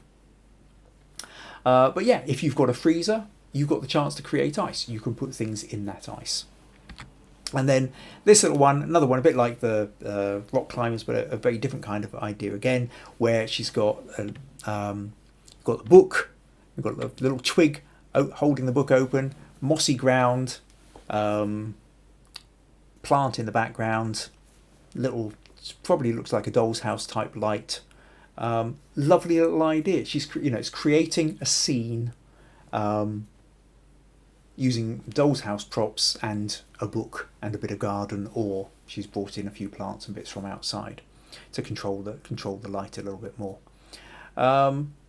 So I really love these ideas, Mandy, and thank you so much for sending these in. And hopefully, again, so if this idea, we're in lockdown, we're stuck, we can't go out anywhere, what can we do around the house? If you've got children, if you've got grandchildren, raid the toy boxes. There's nothing to stop you. I know there's a whole sort of subgenre of Lego photography out there, where people are continually creating amazing scenes and then dramatic pieces, where they're recreating scenes from films or their own ideas just with Lego and toys, Playmobil, Action Man. There's pretty much anything you can do. So that's really what I wanted to show you with that. Comments then. Where are we? Robert says, I'm going to have to use that crop technique on some guitars. Okay, that's talking about that Hans picture. Robert says, love the miniatures. Did you 3D print them or buy them? I think you can buy lots of little figures like that. Brian loves the edible still life. Robert thought the neat flower idea. Cliff says, the frozen flowers are an interesting and amazing concept. VG says, sheer creativity. It's fun arranging and getting ready to shoot. The whole process is exciting. I don't ever want to wind up ever. Yeah, there is a point whereby you just get so absorbed into all of it. Stopping is the problem. Maria likes the frozen flower. Sandra likes the frozen flower, different idea. Rosie saying, lovely imaginative shots. Mandy, wonderful imagination, gorgeous, enchanting. 3 different ideas, particularly love the book reader, says Ross. VG loves the miniature photography as well. So, and Mandy saying thank you. So lots of really positive feedback from that. So we're on to the last photo now, before we start winding up, and Maya from Israel. So where are we? I wanted to show you this one, which again is a lot of fun. Lost the photo. Right, open it again and flip over. So with this, reason why I sort of kept this one to the last is because we're returning to the idea of more of a kind of traditional still life, except that when you look at it, you kind of do a double take, and it's not. It's not spaghetti and fruit and whatever on a plate. We've got a whole bunch of other things. So the string is being wound up on a fork to the right. We've got a tape measure. We've got ball of wool, I think, and some string and threads behind. The glass, which might contain red wine, instead has got a red Lego or Duplo brick in it. There's building bricks in a jug behind. Or not a jug, a bowl behind. it's just, I tend to feel inspired. It's a lot of fun that you can take the tropes, the ideas, the traditions of a kind of still life painting, or even a photo of a meal or something like that, and then play with it by exchanging all the objects within it. Lit from the left, in a single light source, like in a painterly way, but a different kind of feel to it. So I thought this was a lot of fun, mate. I really did. What I the I suppose the suggestion I might make is, excuse me. What's interesting is all the materials, the extra materials that you've used to replace what would traditionally be food or wine or drink or whatever, are making items. So the things you would use, whether it's building blocks or string or the tape measure or whatever, they're all things that you would make things from, which I think is a really lovely idea. I wonder whether it might be interesting if you kind of narrowed it down a little bit into, if you did it in something like clothes item, making clothes or something. So what you had is you could have the threads and wool, you could have buttons and a tape measure, rather than because I think I got caught up with what was on the plate, and I loved that, and then I started looking around, but then the Lego brick suddenly felt a very different kind of texture and thing. Now, fine, you make the leap and you go, oh yes, okay, so it's building, it's making stuff, materials. But I think if you've got a bunch of if you've got some red threads or something like that, or some coloured threads sort of sitting in the glass, again, emulate, or some coloured buttons even, or something, or a little spread of buttons that have sort of spilt off the plate. I think things like that could be really quite interesting. So you kind of narrow in the topic, the theme, the materials that you use. I think would just could enhance that a little bit further. But other on a slight editing thing, I think the table is slightly too bright on the left, and maybe darken down that corner because it is kind of fighting for attention. But other than that, I think it's a brilliant idea. I think it's a lot of fun, and it's the reason I wanted to hold this to the end, was that idea that, I sort of started a little bit back with Brian and the Wonky Apple at the beginning, where you can take some of the original ideas and then subvert them. And there's a lot of fun in subversion. You're creatives. There's an anarchist streak within all of you. Otherwise, you wouldn't be doing this. You wouldn't be trying to create. You make things. As soon as you start creating, you are moving away from what is to what could be. You're not accepting what is there. You're creating something else, which by its nature is kind of subversive. It's not sticking with what's there. You are changing the world in one way or another, even if it is creating an image that somebody else looks at and goes, oh, you have changed their perception for a moment, however short that moment is. You create an image which makes somebody look again and smile, laugh, or even scowl, or even question. You've made a little bit of impact on the world. You've changed the world subtly, however subtly, but you have still done it. You have changed the world. That person's brain patterns are now fractionally different because of something you did. So you have subverted. You have changed. You have had an impact. Embrace that. Have fun with that. That's what creativity is all about. So that brings us pretty much to the end of tonight's episode. It's been another really long one. Apologies. Oh my God, this is the longest yet. Nearly 2.5 hours. Apologies to all those who are really feeling quite uncomfortable. Get up and have a move around if you haven't already. Next week, not entirely sure what I'm doing next week. I'll work that one out. But I hope you've really enjoyed this evening. I hope that, thank you so much to everybody who sent in your images. And I'm sure everybody who's watched this tonight has now got half a dozen or more different ideas of things that they could maybe go away and play with. Next week, we're back to a more normal style show. I'll dig out a picture talk about the background, the decisions I made on lighting and constructs and all the rest of it, and then send your images in for critique. So in the Understanding Photography with Kim Ayres Facebook page, submit your images, tell me what it is, where your sticking point is, where you're having problems, whether you want feedback on whether it's the crop and the composition, or whether it's about the lighting or the focus or the narrative, whatever it is, wherever you feel your sticking point is, let me know, put your picture in, and I'll do my best to help you. That's pretty much it. If you found this really useful, if you would like to continue to support these podcasts, then buymeacoffee.com/Kim Ayres is the place to go. And I will see you all next Tuesday. Thank you ever so much. Actually, I will tell you the very final, any last comments? Okay, yes, okay, lots of people saying really liking Maya's picture there, talking about the creativity and yeah, so brilliant. Okay, cool. And then a few people saying good night because they're saying good night. So that's great. Oh, not that one. I want to do that one, not that one. Where's the end screen? That's the one I'm going to swap around to. So thank you very much. See you all next Tuesday. Take care. Bye bye.